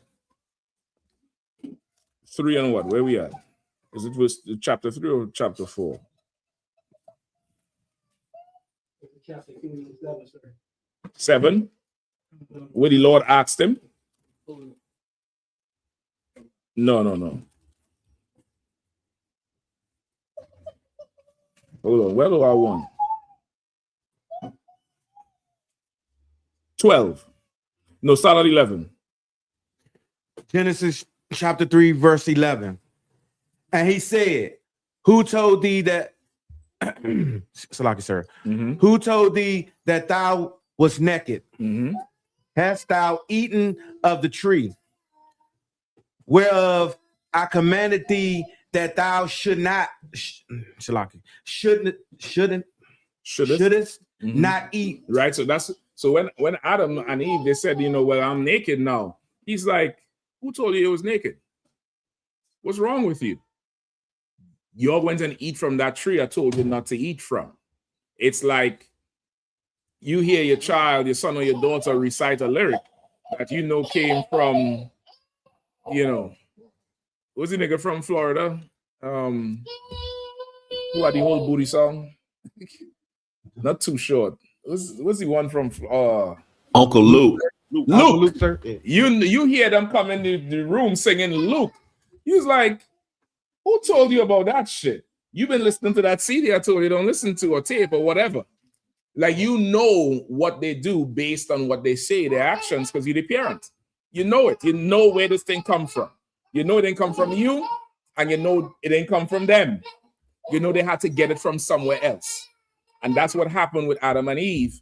Once they started partaking of the fruit, or what? Listening to the philosophies of the other nations, Adam and Eve suffered what we all experience going to school. It's called peer pressure. Commander General Yahanna did an excellent breakdown on that. It's on his channel. You could just look up Commander General Yahanna peer pressure 1 and 2. And he broke down the whole thing. Adam and Eve started looking at themselves as inferior once they started looking at what the other nations was doing. And that's how sometimes we as a people do. We as a people, we start looking at the other nations like they so have it together and they so holy. I'll give you a good example. The tribe of Benjamin love Ethiopia because of that stinking skinny bastard Haile Selassie. And they'll look at the Ethiopian like he is so holy, and meanwhile the Ethiopian hates niggas. Right. The Ethiopian hates black people. The brother in the UK, Captain Karathia, he found a tape with one of Selassie's, I think, grandsons. He said it. He said, which one is that? A gunshot? I didn't hear it. Salaki, don't play it again. You make me lose my train of thought. He went on a tape and said how they couldn't understand why the Benjamites would worship them so much. And he said that he was thankful for it because of the whole Rastafarian movement, their family was able to survive in a time where they would have been in ruin. Because shortly after he had to flee to England.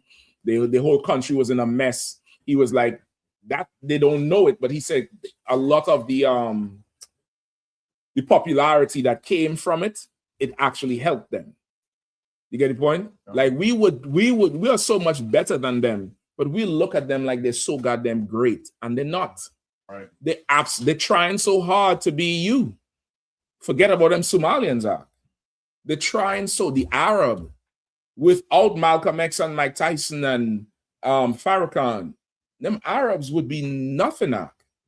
They'll just be some old wild man in a dress that nobody cares about.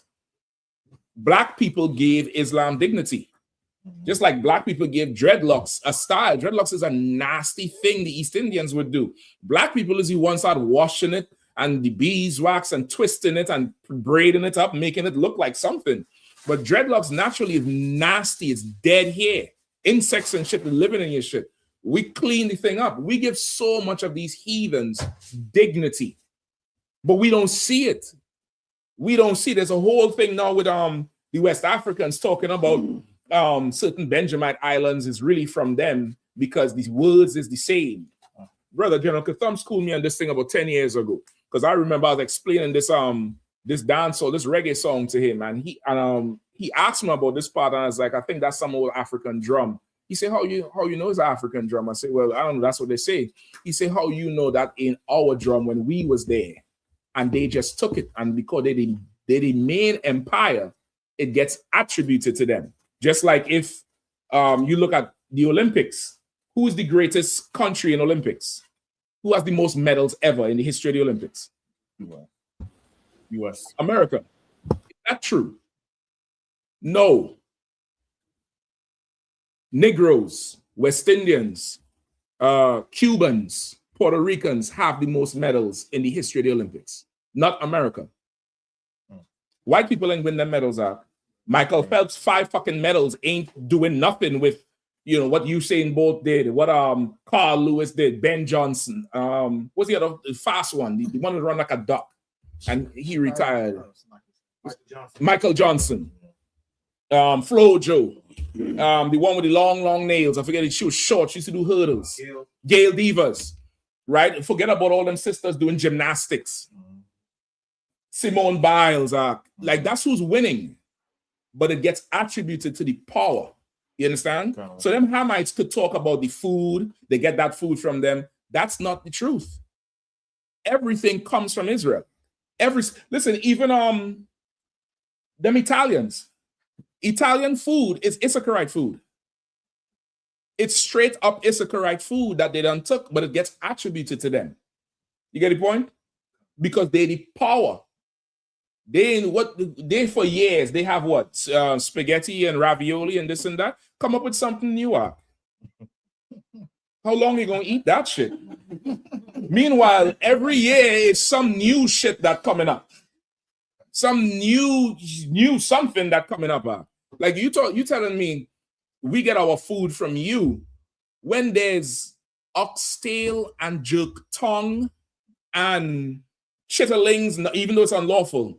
But the shit we turn into food, how the fuck food could come from you? But we don't think about it like that. You get the point? We don't think about it like that, even though we give them the dignity. Go ahead, come on with it. Get the mic too, please, if you don't mind. So now we try to put a little flavor on a dry turkey at Thanksgiving. Started Friday. Come on, That turkey was dry and about as chewy as gum. It just ain't getting to the right consistency for it to just get down into your stomach. And we had to come in there and do the whole damn thing. I'm gonna give you another one. You all know for sure in the Caribbean, curry is a big, dish, right? And of course, the curry itself comes with the East Indians. I remember I had some slavery in DC long ago, and they took the office out to lunch. So they say they go into this Indian restaurant down Silver Spring. And of course, my dumb ass thinking, boy, I'm about to get some curry from the curry gurus. Brother, I swear to you, that food tasted like paper. I swear. You know when you was young and you put paper in your mouth? Their food has no flavor. It's just dry. It's colorful, but there's no flavor. Curry got popular from Benjamin. Benjamites turned the curry into what it is today. Actual straight up and down Indian food has no taste. None. And if it do have taste, you better go look in the back for a Benjamite act. Or it's correct. You chain us to the stove and let us just cook. Go ahead. For the longest, I had only had who was in again? Ethiopian with East Indian curry. And by the time my homie hooked me up with some real curry chicken, you know what I mean? You could tell the difference. Yeah, East Indian curry is pasty. I don't know what the fuck I was eating at. I can tell you that shit. They asked me if something wrong with the food. I turned to them and I said yes. And they was like, well, I'm paying, so you better eat. I was like, put it in a bag to go. So I can just make Salaki, sir. So now, and what you're saying is true about the Chinese food. A lot of people don't know that Chinese food that everybody loves here in America is black food. That's right. Chinese food, real Chinese food is not what we eat here. Chinese people came over here and they took from what we were doing. They took from the soul food, took from everything that black people were doing, and then they merged it into this creation that is completely separate from China. A lot of people say they don't even like Chinese food. Yeah, the Chinese food here is from black people, and that's the Chinese food that everybody has grown to love. And it's the same thing, sir. Like you so right. Listen, I got two things for you, and I think it's like I told you I was going to say what it was. Go ahead. Listen, I'll give you two more things. I'm gonna come to you. I'm gonna give you two things. Chinese food. There's an Issacharite back there cooking. I'm telling you straight up, there's Issachar back there cooking it. You go downtown DC and all them restaurants and pizzerias and shit, where's Italians up front, they're the manager, and some white Polish man is Issachar back there twirling them pizzas and cooking everything. I'm gonna give you another one. The Korean, is it Koreans? Or the Chinese, a lot of them soldiers who was despised, Koreans, went over there and showed them how to fry chicken and made a whole industry over this shit, and they selling it. So don't be surprised if it comes out that that Kung Pao chicken and General Tso chicken is from some nigga who done teach them how to cook it. Yeah, go ahead. So when I was in Beijing, I ordered something. Let me make me drop the damn cup. Shit, where wasn't you at? when I was on Mars. Go ahead.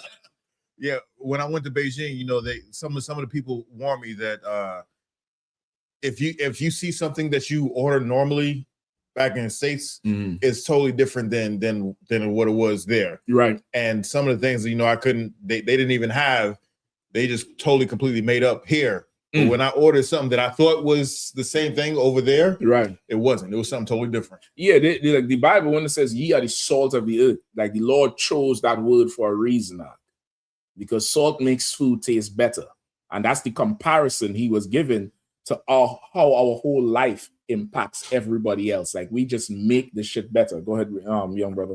Lucky, sir, if I may. I wanted to piggyback off of what Officer Kazak was saying with the Chinese food. If you go into a Chinese food or restaurant store, most of the time, like they got 2 or 3 quote unquote Chinese dishes on the menu, then everything else is wings, burgers, and cheese steaks and fries. That's the demographic they're selling to. They better know to make that shit. Else they ain't gonna sell to nothing. Go ahead. And I wanted to answer your other question that you asked. Officer Bakwash was everywhere but home, sir. Everywhere is home for Bakwasha.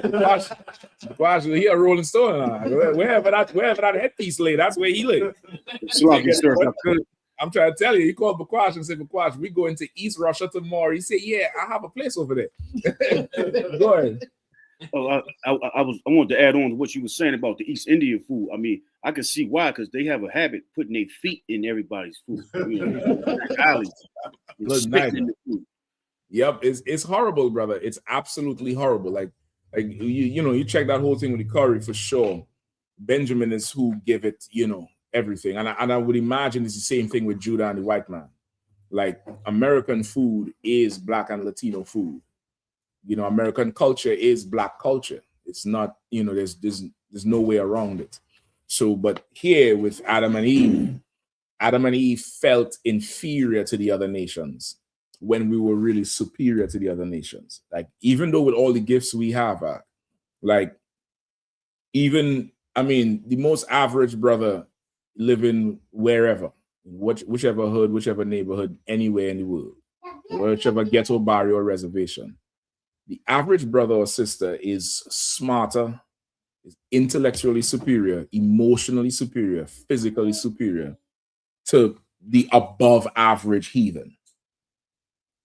But we don't look at it like that. We don't see it like that because of the witchcraft that's worked.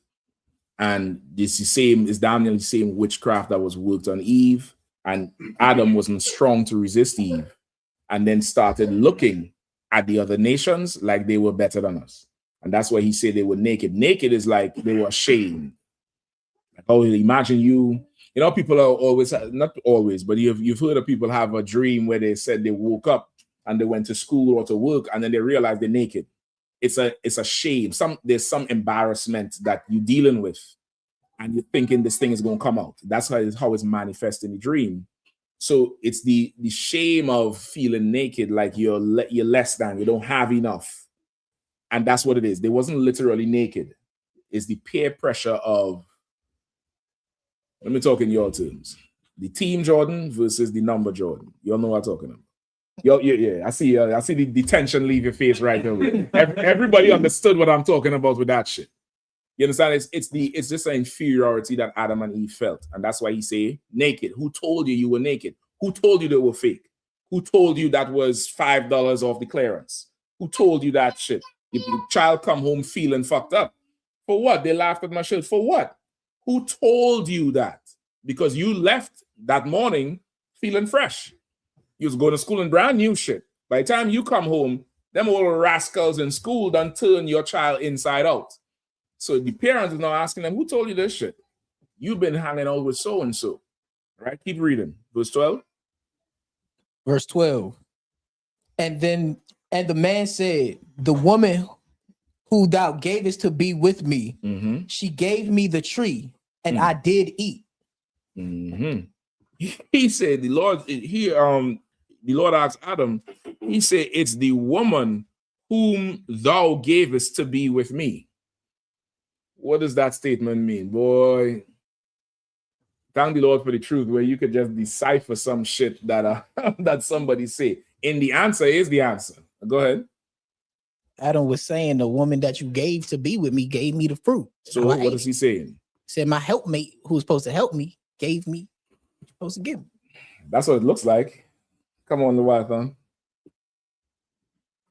It's not my fault. It was that woman.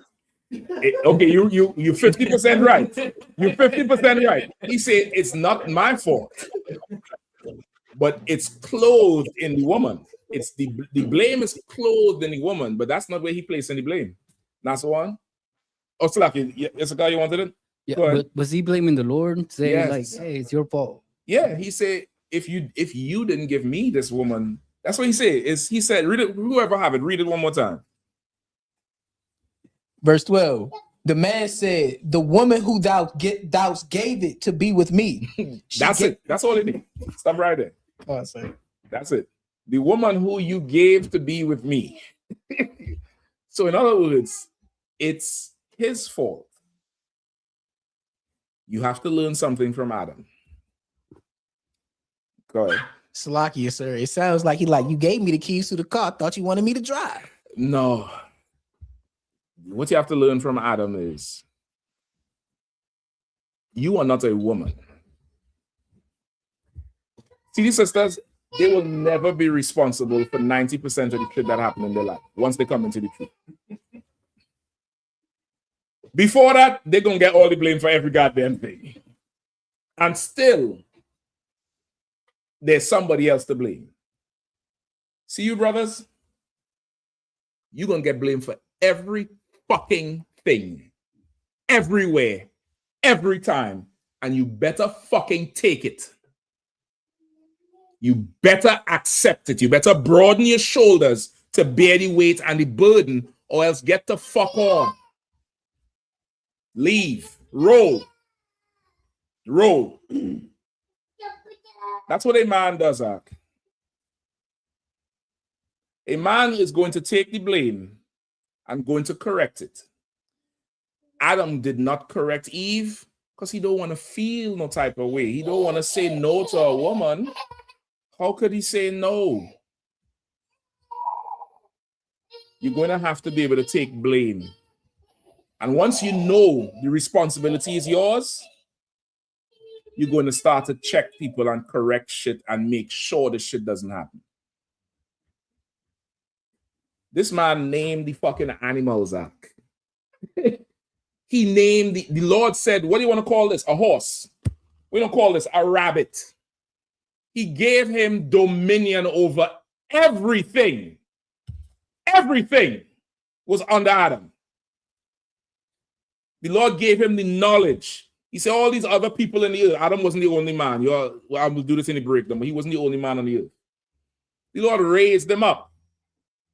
Saw that he needed something softer, something nicer to be with. Gave him that. And Adam yielded to Eve. Yielded. He gave all the power to her. Because why? She has something pleasurable. As a man, you cannot yield to pleasure.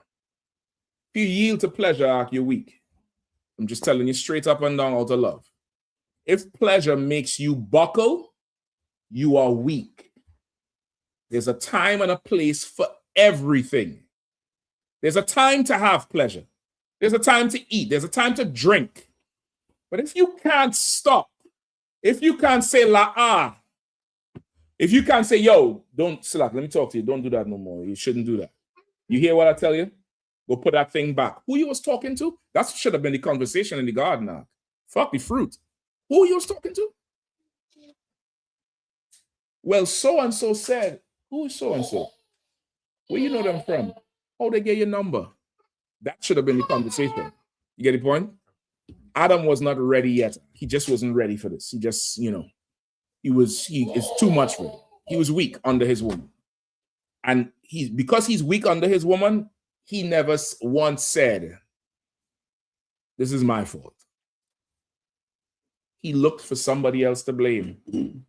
And he said, I'm going to just blame you and you. It's the woman who you gave me. That was close. Feels so much better. Yeah, that's some shit you did, Lord. You gave me her. Shit. That's the best you could have gave me? That's what Adam said. That's what he did. So it's the brother who asked the question. That's what really transpired there. Adam was weak under his woman. His woman just was lied to. She got a good lie. She got a sweet lie. You understand? She fell for a sweet lie, and now we here in America with a crazy man in the White House. That nigga said, Greenland, you're going to get it whether you like it or not. I have a feeling he said those words sometime before. Not to our country. He said, Greenland, you can do it the easy way or the hard way. I got a feeling he said that somewhere before. I'm going to ask the Clintons. Oh, they ain't talking. They say they ain't talking. They wasn't in the room, but they ain't saying nothing about what they see. All right, so that's what that's a short answer for what the brother asked. All right, you good to go? All right, I might be able to take them all, but I'll try. Okay. This next question is directly on topic. Come on. But there's other questions that are not. Let's get the one that directly on topic. Since it's related. It's from Derek Ali. Says, please explain to me what the mark of the beast. I thought it was 666. Oh, okay. On the topic of the topic. You just, I think I want to go there. Let me get one. Let me hear one. Let me hear the others. But I definitely want to get out this mark of the beast. Maskwayak says, Salaga, sir, can I get a general breakdown on Jeremiah chapter 1, 5 through 8? Why did he say, I am a child? Jeremiah 1, 5 through 8. Hold on. Let me see if I remember that. If not, I might have to come back to you next week on that one. Yep. Jeremiah's lost it. Go ahead.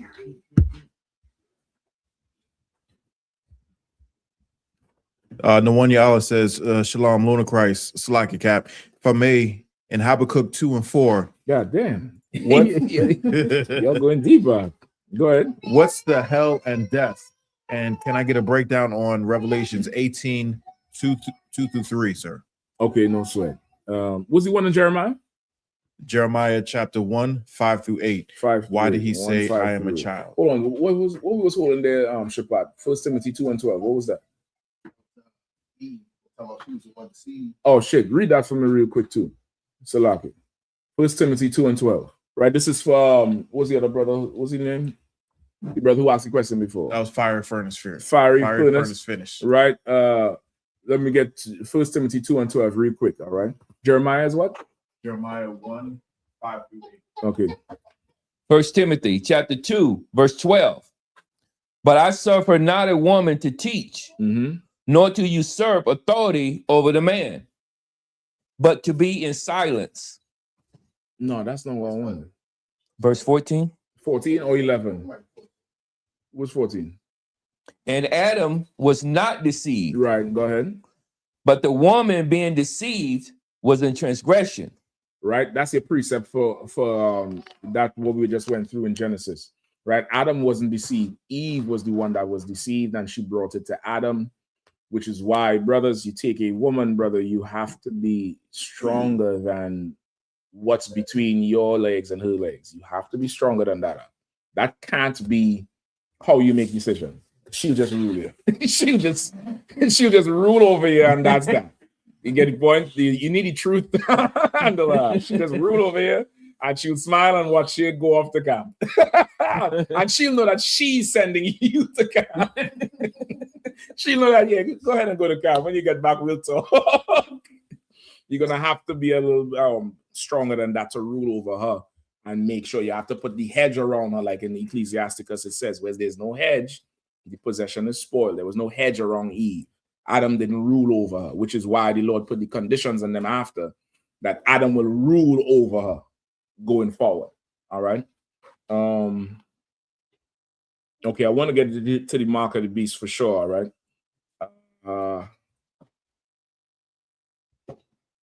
Okay, what was the question in Jeremiah? Why did he say, I'm a child? Where is it? Okay, read Jeremiah 1, 5 through 8 real quickly. Jeremiah chapter 1, verse 5. Before I formed thee in the belly, I knew thee. And before thou camest forth out of the womb, I sanctified thee. And I ordained thee a prophet unto the nations. Right. This year is the Lord telling Jeremiah, listen, I had a plan for you long before you was even in the earth. You understand? Long before you was in the earth, I had a plan for you. Go ahead. Verse 6.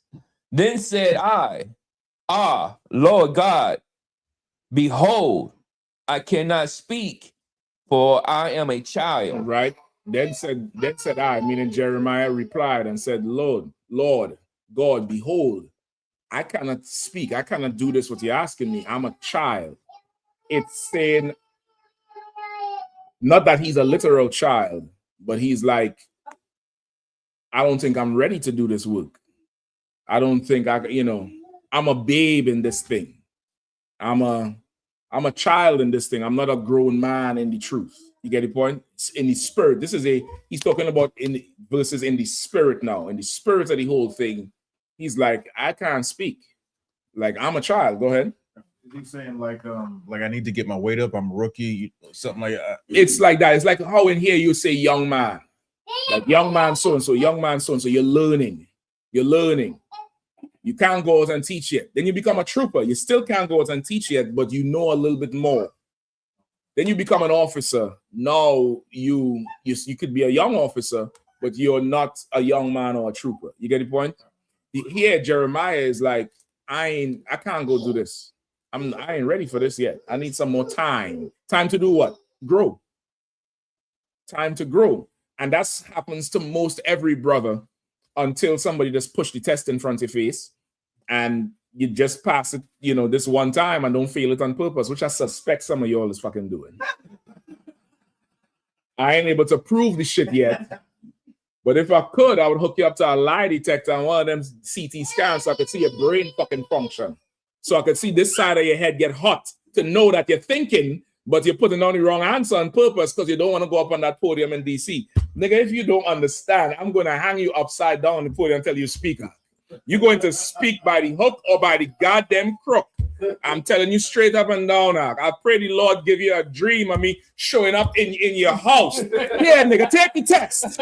You open the fridge, test. You open the door, here's the test. You close your eyes, test. Get the point? It's Jeremiah, because he's so young. He's so not young physically, but in the truth. Young, just starting off. He think he can't do it. Moses said, man, I can't go talk. I have a speech problem. You get the point? He's thinking he can't do it. Go ahead. Verse 7. But the Lord said unto me, say not, I am a child, for thou shalt go to all that I shall send thee. And whatsoever I command thee, thou shalt speak. See, you don't have to worry about what to say. Say what the fuck I tell you to say.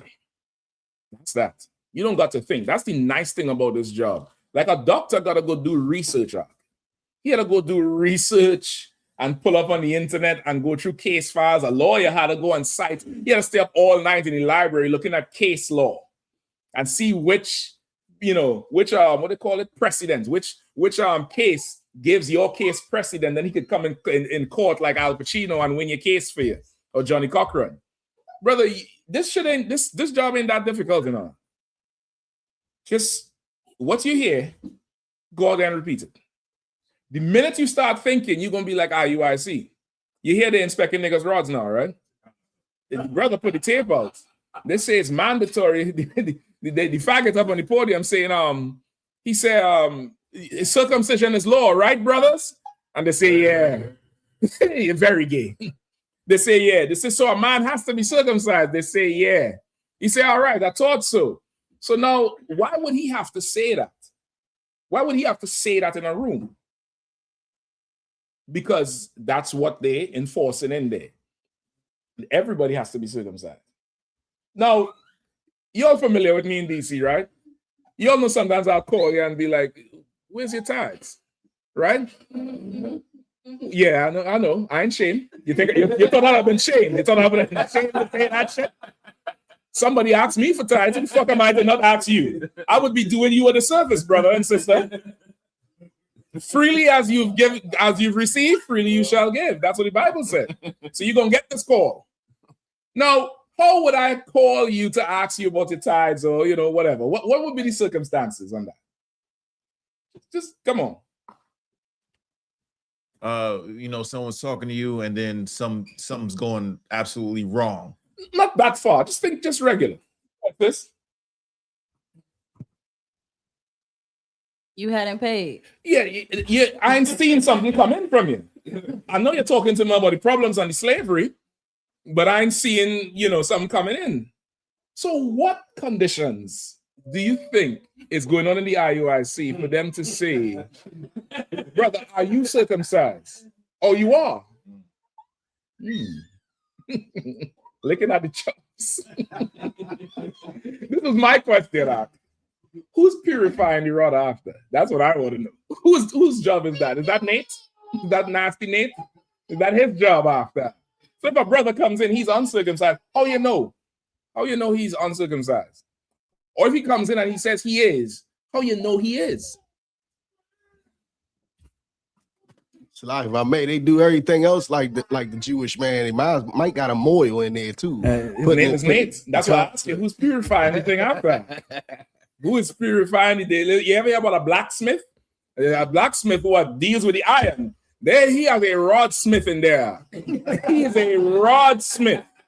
He's handling the whole circumcision situation up in IUIC. That happens because somebody started thinking one day and started musing to themselves instead of just doing what the Lord said to do. The Lord said, do it this way, we're going to do it this way until we drop. You start thinking, before long, people dying, people getting murdered, you're laying Hamites in, and now you're inspecting male members to see. Now, I ain't even going to go no further, but you could go over there if you want to. You go over there and you want to allow a man play with you and see what you're dealing with and all that. Give up your ID at the door and all that shit. You all don't know about that shit. You gotta get your ID up at the door and sign in and get them your SSN and all kind of shit out. That's what's going on over there. I don't know. Go ahead. Lord help you if you want to. All right. But here he's like the Lord is giving him confidence that you don't have to worry about nothing. You'll go wherever I send you to whoever I send you, and you'll say what I say. And sometimes you're young in the truth. You could start thinking this is all on me and I have to perform. All you have to do is show up and follow orders. There's nothing else. Everything else, the Lord gonna add to you. The Lord gonna put words in your mouth to say it. The brothers who speak at camp, who've been around for some time and speaking, they understand it. Because sometimes you look back at a tape and you be like, God damn, I said that shit, right or wrong? You be like, hold on, I don't remember saying that shit. That ain't you talking up there. You think that's you? That ain't you. If you think I'm lying, nobody don't do this, but leave the truth and go try to do the same thing. And see how different the shit come out. See how close it comes out to that thing up there. That's the Lord. The Lord is dealing with you, working with you. You're learning, you're studying, you're getting the breakdown from the general. You all make sure to listen to that scripture breakdown class. It's imperative in every zone. And you'll go on the street and don't invent nothing. Just say what you hear. You busy trying to reinvent something. The white supremacist is in class, I hope you all know that. Charlie Kirk and his wife and all of them, they're listening to the general speaker. They're listening to the whole thing. How do I know? Because they go and say exactly what we say to the white people. They go exactly and say the exact same thing. You mean to tell me the devil is following the class more than you? Jeremiah here, all he had to learn was just to obey the Lord and do what the Lord said. Oftentimes when you come into the truth, the instructions you get is so far beyond what your mind could comprehend. Sometimes you call for counsel. Okay, I hear that. This is what you do. Call them back and ask them this. That ain't gonna work. They already said. And you realize nobody ain't arguing back with you because you're used to that shit. And the person lets you go off and say, okay, I hear you. Well, do me a favor. Call them back and ask this question. I'm trying to tell you, so that ain't gonna work. Something. Okay. Did you try calling them back and ask them this question? And you start thinking, okay, well, all right, this person here is slow. So you know what? I'm gonna just call and prove to them that it ain't gonna work so that I could say they're slow. And then you call the fool back, and then you hear something. And it's like, shit, this should work. And what do you do when it do work? When it comes to work? If you're honest with yourself, I want the honest answer now. Come on.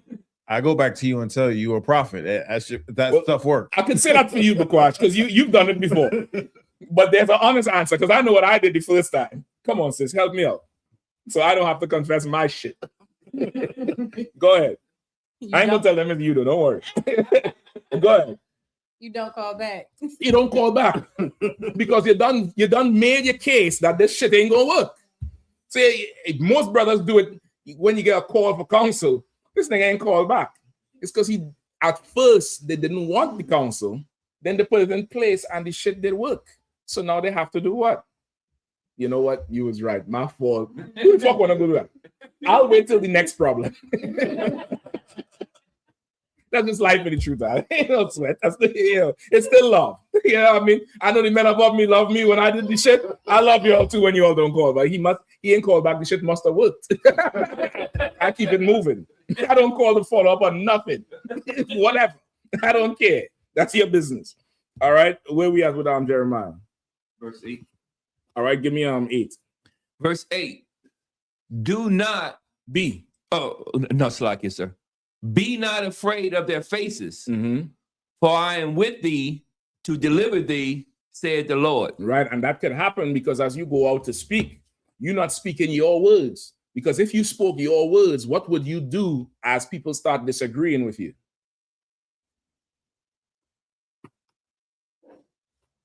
Start getting defensive and argumentative, wanting to fight. Nope. Go ahead. You will question yourself if it's the truth of that. You start questioning yourself. There's something else. The answer I'm looking for, you don't even have to question yourself for this shit. This is not, you ain't even questioning yourself. Go ahead, sis. You're going to say something? Come on with it. Is it you become afraid? You start to become afraid, and then you do what? Give up, sir. Well, you're giving up the minute you become afraid to give up. But there's a process of it. Go ahead.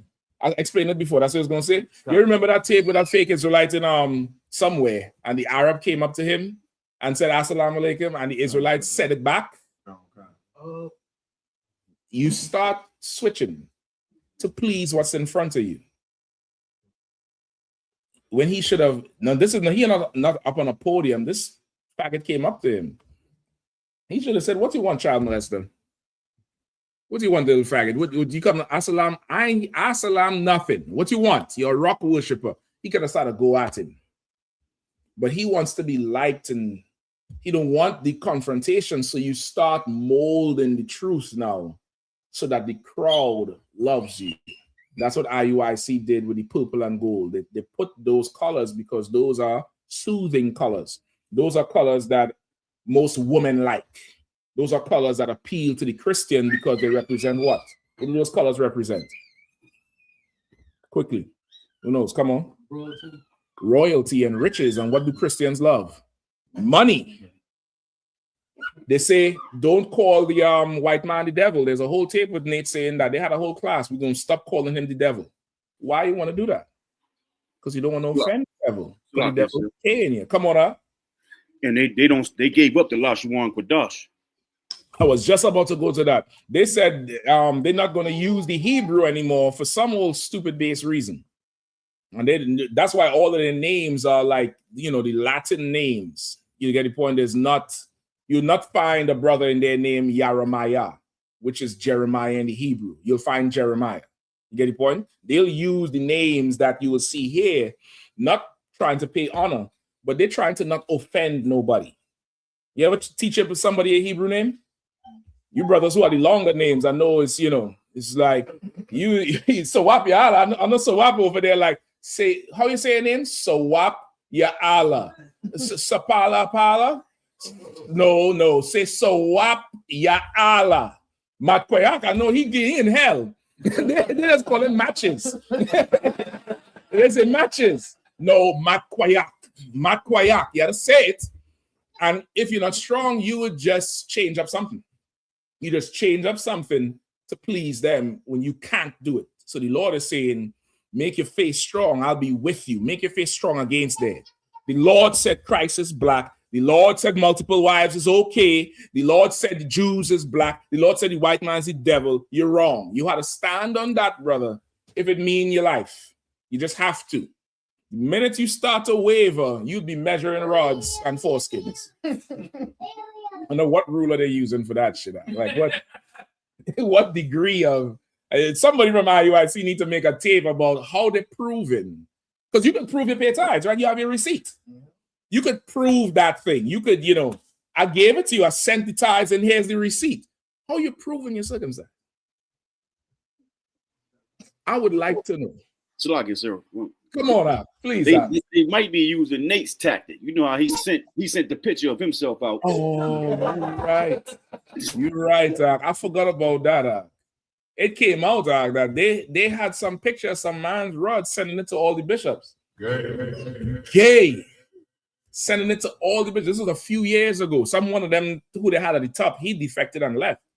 And he came out of the story, Doc, and something happened, and some woman take a picture.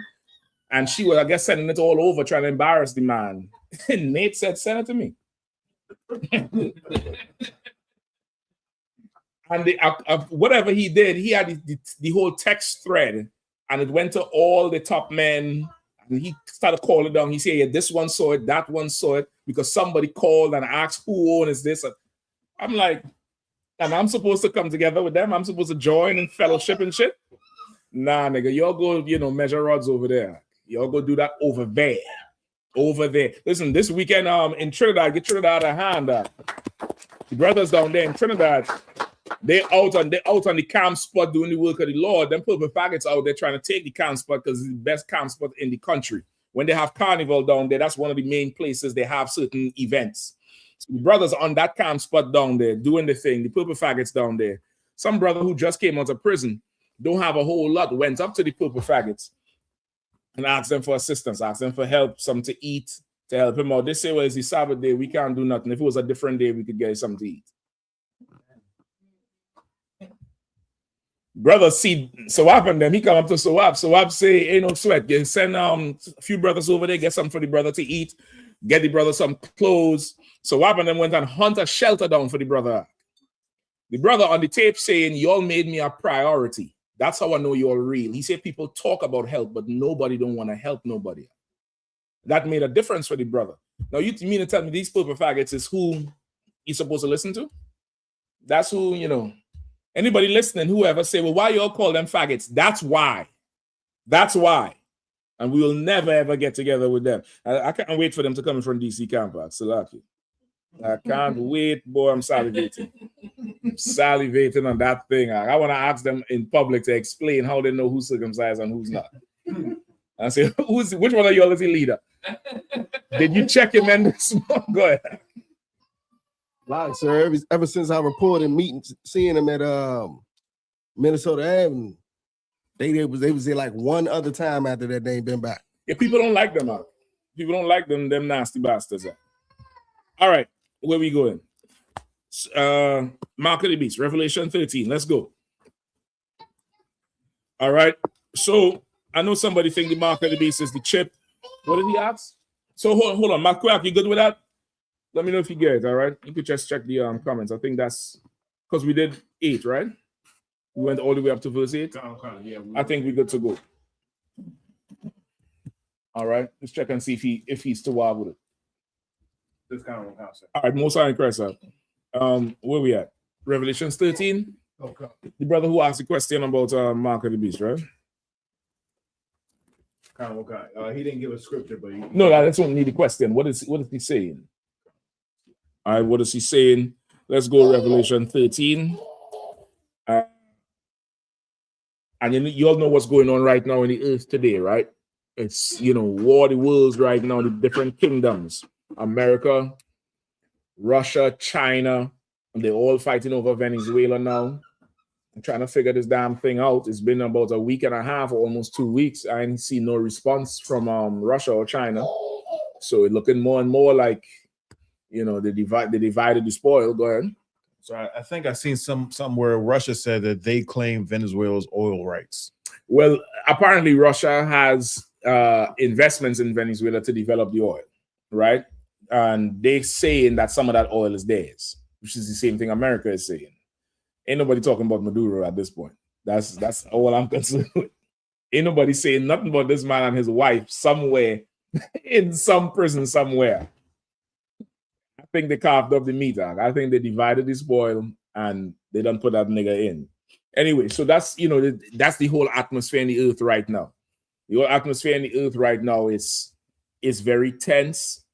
A lot of things is happening, and war is inevitable, even though they try to avoid it. All right. So let's go through a little bit as much as we could. It's 13 is a shorter chapter, so we should be able to get through it if possible. Right? If not, we're going to end it short. Boom. Let's go. 13 and 1. 13 and 1. Right. Everybody else who had the questions, you'll probably ask them tomorrow. I know scripture breakdown is tomorrow. Good job, Hyman, Lord Allah. Or whoever is teaching. I know sometimes Cesaria teach as well. Or you can bring it next week or just ask the question again. It's up to you. But I'm gonna get into this now, all right? 13 and 1. This is the book of Revelation, chapter 13, verse 1.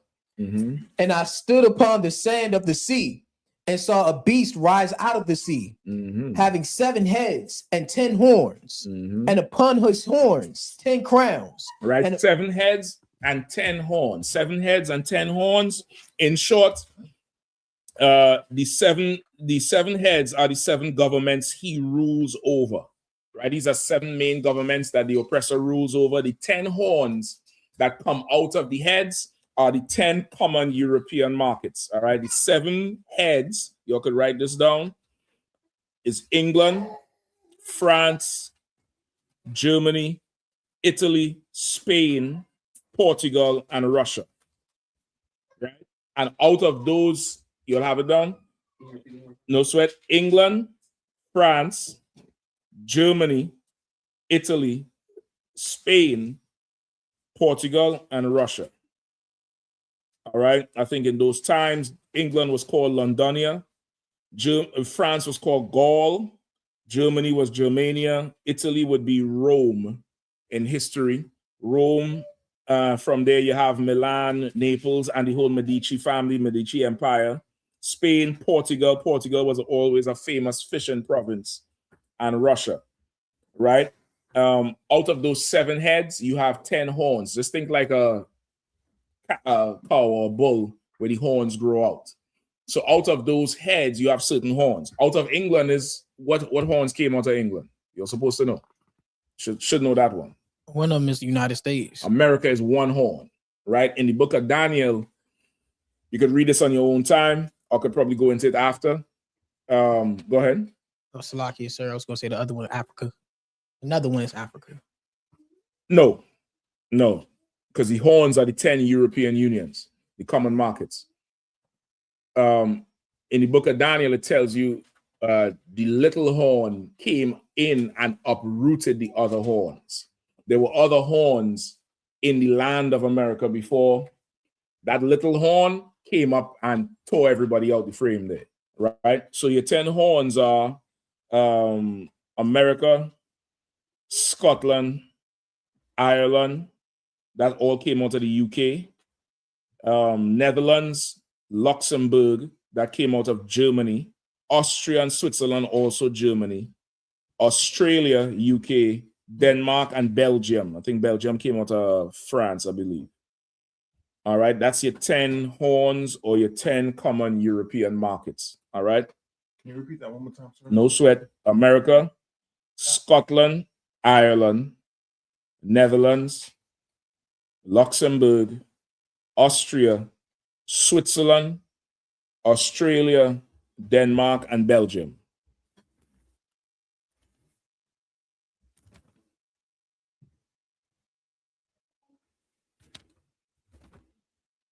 Good to go? All right. Read verse 1 again. Whoever reading. Come on, sir.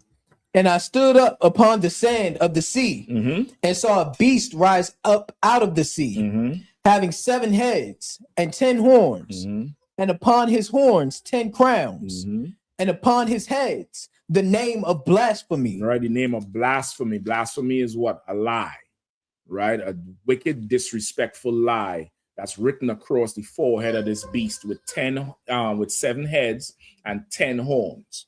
All right, this is a vision John is having. Go ahead. Okay, sir. No sweat. You could pass it on to let somebody else read. All right. Quickly though, if anybody else wants it. And upon his heads the name of blasphemy. Verse 2. And the beast which I saw was like unto a leopard, and his feet was the feet of a bear, and his mouth as the mouth of a lion. And the dragon gave him his power and his seat and great authority. Right, and the beast was like a leopard with the feet of a bear, and the mouth was as the mouth of a lion. But there was a dragon that gave this beast great power. Like, this is a horrible thing you're looking at right here.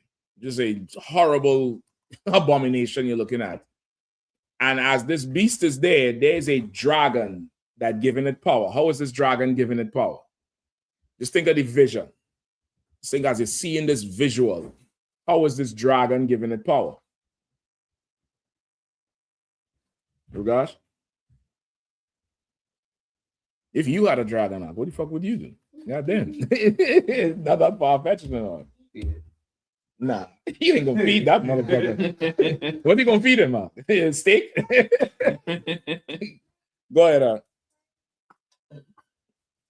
Salakia, sir, like the dragon is giving him power, like because his dragon would kind of be like a guard dog, like it's striking fear in people. Yeah, this dragon is flying wherever, taking him wherever, breathing fire down, terrorizing people. This dragon fly over, it casts a shadow like the white man's planes. The brothers in Trinidad know when they was first setting up that military down there to go at Maduro, that big was the C-40? C-130. The C-130? That's the huge one. That's the C5, C-130. Okay, whichever is the big ass one because it had tanks on it. Okay. That C5 flew over, and the brother filming, not the brother in Trinidad, but it was somebody in Trinidad filming it. The shadow it cast that, you really got a glimpse of how big that plane really is. And that should let you know, John seeing it, that's why he called it a dragon, because it looked like something flying over. Right? That stealth bomber is huge. That stealth bomber fly over, it could damn near black out the sun. You get the point? It's a dragon that will give this beast power. Go ahead. Verse 3. And I saw one of his heads as if it were wounded to death. Mm-hmm. And his deadly wound was healed. Mm-hmm. And all the world wondered after the beast. Right. And on this beast, one of his heads was wounded unto death. It was a bad wound, almost where this beast would die. But it was healed. And the whole world marveled after the beast. This particular head is the Roman Empire. The Roman Empire was the main powerhouse before these modern empires. And when Rome fell, it was as if Rome was going to die, but Rome was soon healed. How was Rome healed? Around what time Rome was healed? Come on, Shabbat. Would you call the Renaissance, but the Catholic Church? The Renaissance period, the Catholic Church, the Renaissance period, where they started what? What does Renaissance mean? No. Go ahead. Lucky, Who's that? Mafia? Concept. Go ahead up. Revival. Revival or? Renovation. Take that. Go ahead, Issachar. Rebirth. Rebirth. That's what you want. Rebirth. Why rebirth is important? Because for you to be born again, what has to happen? If it's a rebirth, it means it's a second birth. What had to happen for it to have a second birth? Yeah, that's the one. The first one died. Something had to die, which is the Roman Empire was wounded unto death, but then was revived, reborn. And the Renaissance, they painted all these black images white. That's where you get all the whitewashing and white culture coming back. And it was a whole revamping and renovating and all the other things, these adjectives you all use to bring back the Roman Empire, but not as Rome. But they brought back the Roman Empire in philosophy and in belief. You understand? Keep reading. Verse 4. Mm-hmm. They worship the dragon, I think which Leviathan was reading. Go ahead. Verse 4. And they worship the dragon, which gave power unto the beast. Mm-hmm. And they worship the beast, saying, who is like unto the beast? Who is able to make war with him? Mm-hmm. Read that part again, verse 4. And they worship the dragon, which gave power unto the beast. Mm-hmm. And they worship the beast, saying, who is like unto the beast? Who is able to make war with him? Right? They worship the dragon, right? That gave power to the beast. So in essence, they worship the beast, right? But they worship the beast not because they love the beast. They worship the beast because of the dragon. Get the point? Because of this dragon, they worship this dragon, and this dragon gives the beast power. You understand? Them heathens, when that thing broke in Minnesota about them stealing $1 billion. One of them ugly ass heathens went on TV and said, not all of us are bad. In fact, I voted for Trump. You think he really loves Trump? You think he really wanted to vote for Trump? But he understands the power of the beast. He understands that, and he will worship the beast because of it. You get the point? Go ahead. Verse 5. And there was given unto him a mouth speaking great things and blasphemies. And power was given unto him to continue 42 months. Right. Read that part again. Verse 5. Verse 5. And there was given unto him a mouth speaking great things. Right. Speaking great things. What is that? What is these great things he's speaking? Who knows? What? The big beautiful bill. I mean, and take that. All right. The great things is like insults, great insults or lies. Great insults or lies. Bad hombres. These Mexicans, they're raping everybody. Meanwhile, Bill Clinton and Hillary say we not testifying about the Epstein shit. Y'all know about that, right? They call them to testify. Them niggas say no snitching. Them niggas say, nope. I'll give you all them niggas down in Florida, but I'm gonna remain a G up here. Bill and Hillary, who they, shit. That whole thing with Monica Lewinsky, Hillary tried to distance herself from that shit. But now we're talking about what's happened on Epstein Island. They say they ain't talking. They say they're not talking. You get the point? This beast will speak great things, great lies, great insults.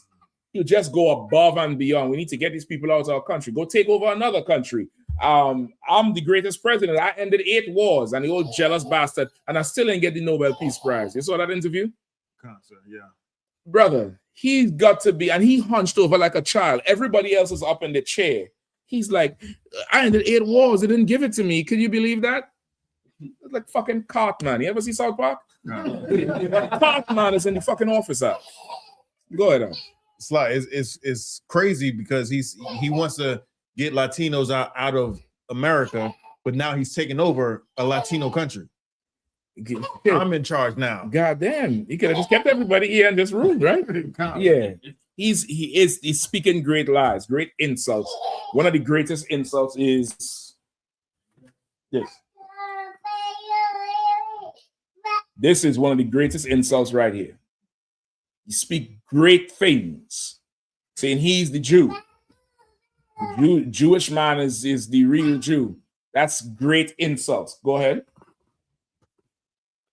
And blasphemies. And power was given unto him to continue 42 months. Right, blasphemies. Right? They say who could make war with the beast?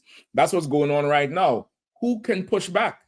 They're all talking about it, what America did was wrong, but can anybody do anything about it? Nobody can do nothing about nothing. Who gonna put him in jail? Who gonna lock him up? Who gonna fire back? Who gonna do anything about anything? Nobody. Nobody can make war with the beast. Come on, Nassau. Because his military is his dragon. His military is his dragon. ICE is part of his dragon. His whole military might is how he gets everybody to yield. You get the point? His military might is how he gets everybody to yield. But the dragon specifically is his ability to fly. Once the white man discovered how to fly, it was over. Once he got flight, it was a wrapper. It was an absolute wrap. You know, before when they had to sail and be on the ground, you had a fighting chance. Brother, he got control of the air. It's a wrap. It's done. A dragon fly over. I said a predator drone arc. That drone come through. Ain't nobody in it. You can shoot it down if you want to, but ain't nobody there. He sent 10 more. He runs the sky. He controls it, right? And who can make war with him, right? And he was given power to rule 42 months. Now, don't think 42 months like it's just a short time. It's saying it's a long time, but it's a short time, right? It's like a metaphoric way of saying, like how we say, I'll be there in a minute. You nigga, you know you're not being there at 8:59, calling at 8:58. I know what a minute mean. You know what a minute mean. A minute mean you'll be there shortly, but not too short, but not too long. We understand that shit. You tell the white man, yeah, I'll be here in a minute. He started looking at the clock. That's him. All right, who are they, Hannah? Go ahead. The one y'all says, are these the same horns and heads that are in the book of Daniel? Yes. Yep. It's the same thing they're describing. In Daniel, it tells you the little horn that rooted out the other horns. Right? Let's keep going quickly. Verse 6. And he opened his mouth in blasphemy against God, to blaspheme his name and his tabernacle and them that dwell in heaven. Right, that's him. Like this oppressor, he will, like it says in Thessalonians, he will prop himself up as God to sit in the temple of God, to rule over God's people. That's him. He's been doing that. This is the time we're in for sure. Retard alert. Damn, go ahead, Art. Sluggy, sir. Yeah, go ahead. For the white man, for Esau to say, you know, who dares to make war with me? He basically saying, he know it can't nobody on earth really, you know, mess with him. So he daring the angels to, you know what I'm saying, come down. Like, who else is left? Well, okay, in this here, he's not saying who will make war with me. It just saying John, based on what he's seeing, he's like, okay, this man is killing, but there's nobody who could make war with him. John is seeing what he's doing and is like, who could make war with this guy? Like what he's doing, like you can't fight him. Right. John's seeing this by observation. You get the point? Okay. All right, well, yeah, keep going. Verse 7. And it was given unto him to make war with the saints and to overcome them. And power was given him over all kindreds and tongues and nations. Right? What's going on right now is that. Come on.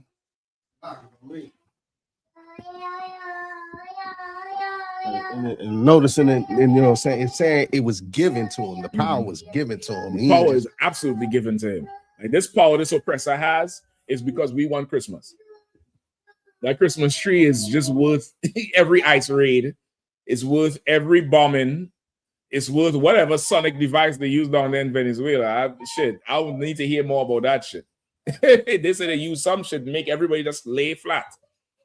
Right? It was given unto him because we sinned against the Most High. Like he was given this power. This is not this power the white man has is not something that he actually earned and fought for.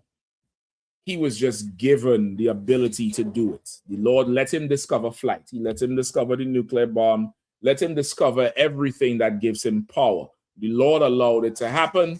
And in Romans, it said, for what if I would raise Pharaoh up so I can then bring him down to show my power? Like this thing that the white man has right now, it's also that the Lord, we and the rest of the earth would look at him like, well, he's surely the most powerful because nobody else coming. And then the Lord comes through and kicks his ass. And then we know that the Lord is stronger. That's why he's allowing it to happen. He's allowing everything. He said it was given unto him to hurt the saints. You see what's going on now. If we the Lord's people, Lord, where are you?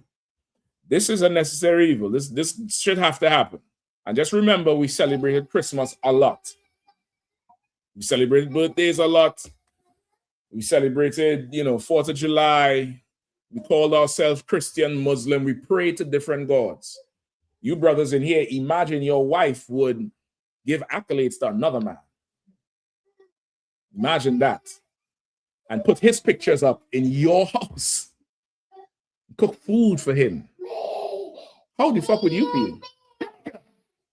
Now you go in and, assalamu alaikum, and you're a Christian or you're a Muslim or you're Rastafarian, and you have the nerve to say, well, it's still the same God, we just call him by another name. You with your wife in the bed, and she called you, Donald Trump. You're going to be like, who the fuck is Donald Trump? She called you, well, it's all the same to her because it's my many names. You're going to be pissed the hell off.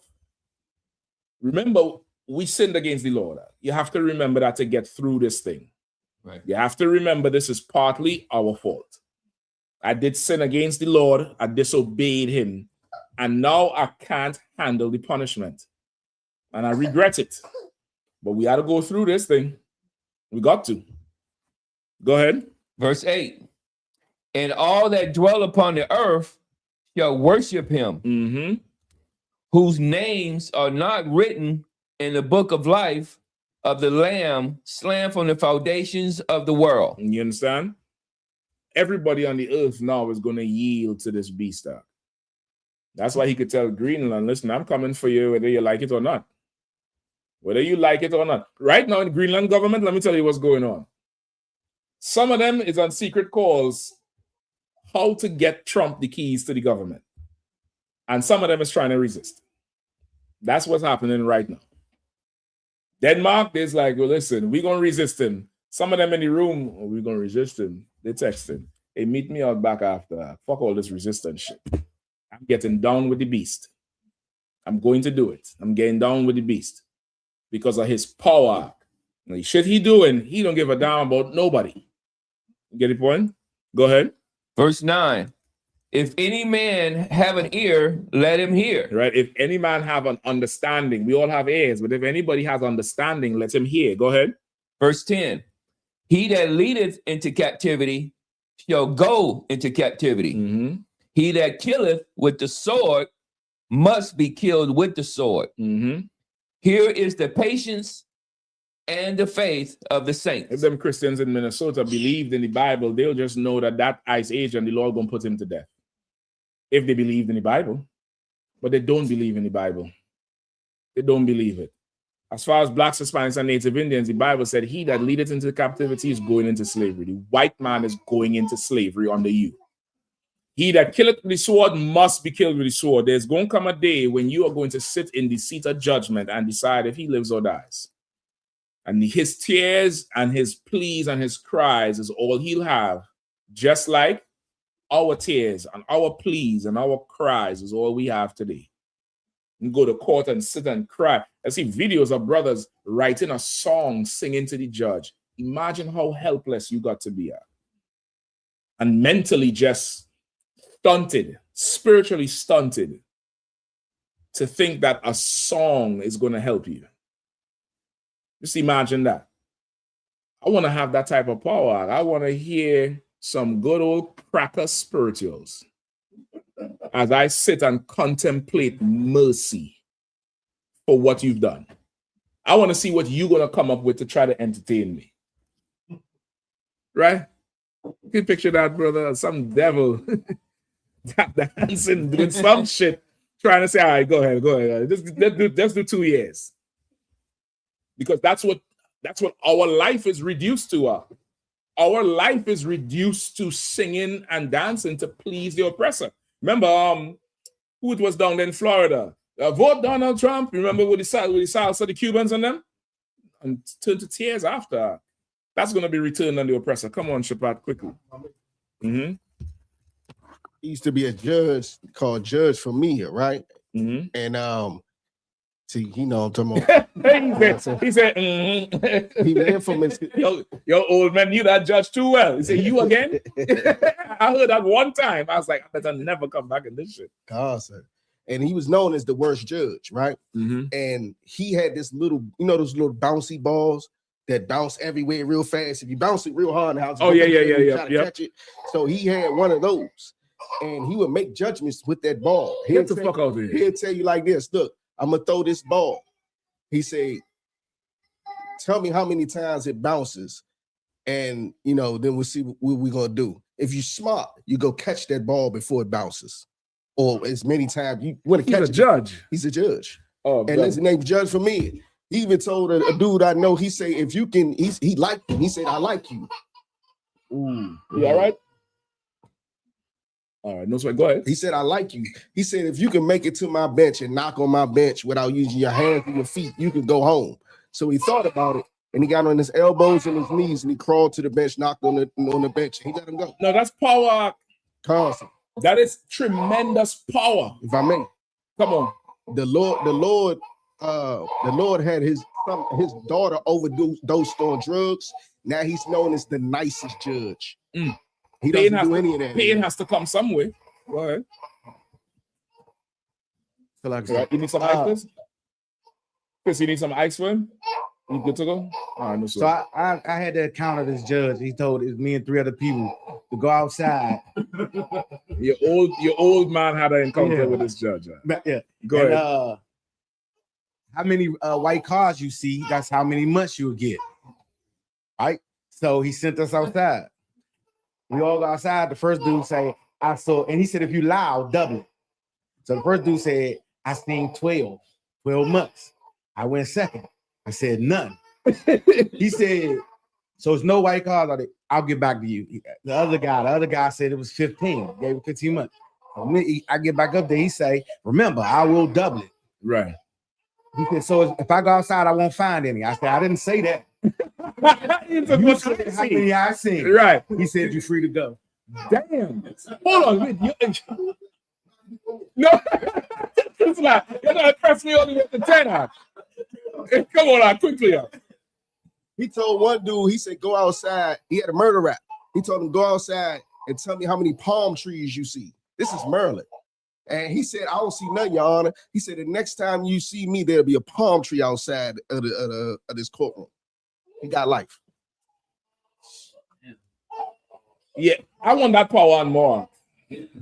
I want to be that fickle with people's lives. I want to be that just inconsiderate and just, let the chicken, when the chicken finish eat these rice grains, how much it weighs, how much you get. And we just sit there and just wait on that chicken to get full. You understand? Let's keep going real quick. I might have to skip you through to the end, all right? Give me 11 quickly.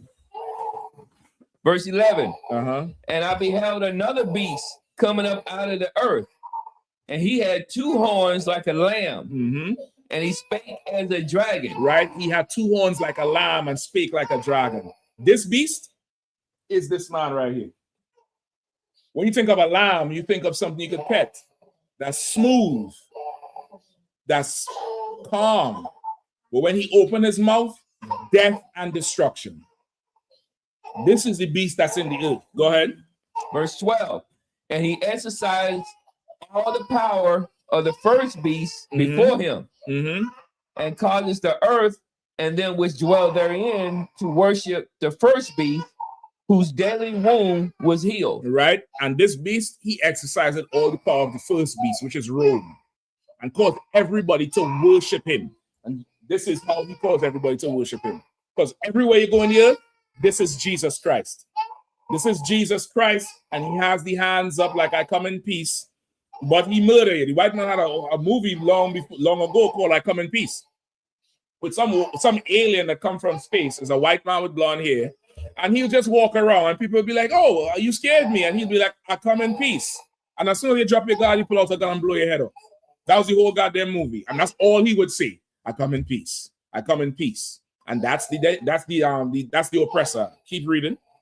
13. And he doeth great wonders, so that he maketh fire come down from heaven on the earth in sight of men. Right, he doeth great wonders by dropping bombs, and the nuclear bomb and napalm. That thing they would spray in Vietnam and just light everything up. That whole gel substance, they can't even put that out. That's him. Keep going. 14. And he deceiveth them that dwell on the earth by the means of those miracles which he had power to do in sight of the beast, saying to them that dwell on the earth that they should make an image to the beast, which had the wound by a sword and did live. Right? He deceived everybody on the earth and had them worship the beast because he did miracles in the sight of the people. Like this white man, he done so much miracles, people can't imagine life without him. And they caused everybody to make an image of the beast, which is this Caesar Borgia. They made an image of him so that everybody would worship this image. When Donald Trump won the last election, there was people in India with this up, with Donald Trump image up, praying to it. The image of a white man today is fluid. White man show up wherever, he gets a pass. He puts his face on something, he gets a pass. He want to go for a late night walk, he gets a pass because of this image. You get the point? Keep going. 15. And he had power to give life unto the image of the beast. And how does this image get life? by military might, by the sword, and all them crusades, all them planes dropping bombs, your military might. This is what giving it power. This image here gets power from the military might. You get the point? Maduro is a Christian, Trump is a Christian. Who worshiping the stronger God? The one who has more guns. The ones who could kill more. That's who is stronger. Go ahead, quick. That the image of the beast should both speak and cause that as many as would not worship the image of the beast should be killed. This image is speaking, and if you don't want to get down with this image, you are going to die. You are going to get killed. You're going to bomb. You're going to get, stuff dropped on you. You're going to disappear from the earth if you don't bow to the oppressor. You don't bow to the white man. Go ahead. 16. And he causes all, both small and great, rich and poor, free and bond, to receive a mark in their right hand or in their forehead. And this beast, he calls it all, both small and great, rich and poor, free and bond, to receive a mark in their right hand and their forehead. Just for time's sake, I'm going to give it to you. That mark is what? His philosophy. His philosophy in your forehead. That's how you mark. That's how you seal. You'll find that in Ezekiel where he said, go around the city and see who's the brothers who sigh and cry and mark them because they're done with the Lord. It doesn't mean put a mark on them, but seal them, like you separate them. This oppressor, he has, if you want to be down with him, you're going to have the mark of the beast in your forehead, which is his Christianity, his belief, his philosophy, and you're going to have it in your right hand. Meaning your right hand is your strong hand, your mighty hand. Listen, you pull up the tape or check it out on your own. You ain't got to pull it up now, but you can check it. That cop who shot the girl, I'm sure he used that right hand.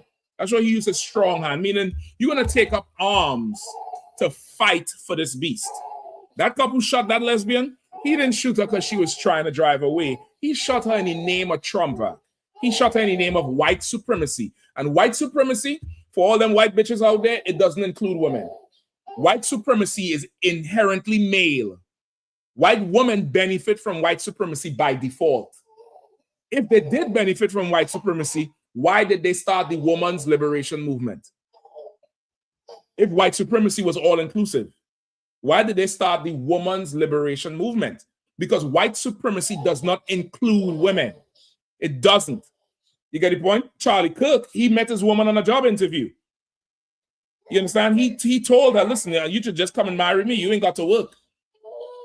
You get the point? Their whole thing is about men being in charge. Trump's cabinet, he sit down there as a whole ton of men. Besides Pam Bundy and what's the other broad name? No, that's about it. That's about it. And they better watch themselves. They might get replaced. You get the point? White supremacy don't have no part of that, in there. Right? Go ahead. 17. So it's whoever take up arms to go fight for the oppressor or have his philosophy in their forehead. That's the mark of the beast. All right, go ahead. And that no man might buy or sell, save he that had the mark or the name of the beast or the number of his name. Right, no man might buy or sell. Them stupid faggots in IUIC think it means you can't go to the store and buy a brother some food who is hungry on the Sabbath. David's men ate the show bread. It's called the show bread. It's for show. David men ate it. They went in the field on the Sabbath and took corn and picked it and eat it. You mean tell me David them sin? You understand? This is not saying you can't go buy something. This is saying this beast is going to stop trade. He's going to stop commerce. He's going to cut you out. He's going to put what? Sanctions on your country. You don't know how Venezuela is so poor? Sanctions. They put sanctions on Venezuela as soon as they nationalize the oil. As soon as they nationalize this oil, they put sanctions on Venezuela. Go ahead. 18. Here is the wisdom. Let him that has understanding count the number of the beast. For it is the number of man. For it is the number of a man. And his number is 600, 66. Right, 600, 3 score. A score is 20. 3 score is 60 and 6.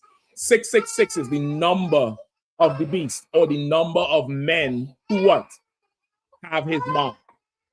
It's the ruling government of the oppressor. The ruling government of the oppressor is 666 men. Our number is what? Who knows? Not you, Bukwash. Regash? 144,000. 12,000 from each tribe. That's our government. His government is 666. So when you see 666, it's not like some number that evil gonna happen. This is the number of men or number of a man. You get the point? That's the mark of the beast in short, in a full-out short breakdown. We could go into it some more next week or the week after. All right. With that, pass the class over to Priest and Officer Shapat there. The bottom one, you just wanted me to stop talking, huh? As soon as I pass the class, you stay quiet. Y'all keep that shit, huh? You slick. You think I'm still talking? No, go ahead, Shapat. Let me hear if you can see that. I.S.U.P.K security announcements. We're the I.S.U.P.K out of 1 West 125th Street, Harlem, New York. Out of Commander Jimmy Yahanna. Salaki. New rules for new brothers and sisters. When a new brother or sister comes to the school, they off limits for 6 months. They're to be saluted only. They're here to share themselves with the world. After 6 months, if a brother or sister has an interest in a particular person, Salaki. Go ahead, come on, focus. Salaki. After 6 months, if a brother or sister has an interest in a particular person, he or she must get permission from the head and speak to a brother or sister. Then another 6 months in which the brother or sister will court each other. After this 6 month period, the brother or sister will get permission from the head to marry. Tithes, which is a commandment. You can find this in the book of Numbers, chapter 18, verse 21, and the book of Malachi, chapter 3, verse 8 through 10. Means 10th in Hebrew, and it's pronounced ma'ashara. 10% of every penny of any increase the Lord gives you, give it to the treasury department or teacher. Priest fund, free will offering for priests, not mandatory, whatsoever amount you would like to give. Upcoming holy convocation. Purim, the 14th day and the 15th day of the 12th month. Monday, the 2nd of March, and Tuesday, the 3rd of March, 2026. You can find this in the book of Esther, chapter 9, verse 30, verse 20 through 31. Also, we got the Lord's 57th annual Passover in Houston, Texas, Saturday, April the 4th, April the 1st through the 5th, whole week of events. It's $200. Your Passover free. Make sure you get that in. $200 for everybody 17 years of age and up. You know what I'm saying? Passover is a commandment. Got to do it. Make sure you get your hotel arrangements together. Make sure you book your flights, everything. Slock, so you got anything else you want to add? That's it. Come. Remind Akame Aquapin and check on social media such as ISUPK.com, Facebook, Twitter, YouTube, and so on for I.S.U.P.K events and materials. If a brother wants to be a trooper in the school, you should start wearing all black, which includes black boots, black shirts, black pants, black hairband, a scarf. And with that, I say I might you, which means to stand. We're gonna give a courtesy salute to the teacher. Men of Israel, Man Shabbat, Mike, Barak. How about Shimmy Al-Shabrak-a-thumb? God, your Matah, saw, which means to turn. Since you may stand, I might you. We're gonna give a courtesy salute to the sisters. Men of Israel, Man Shabbat, Mike, Barak. God, your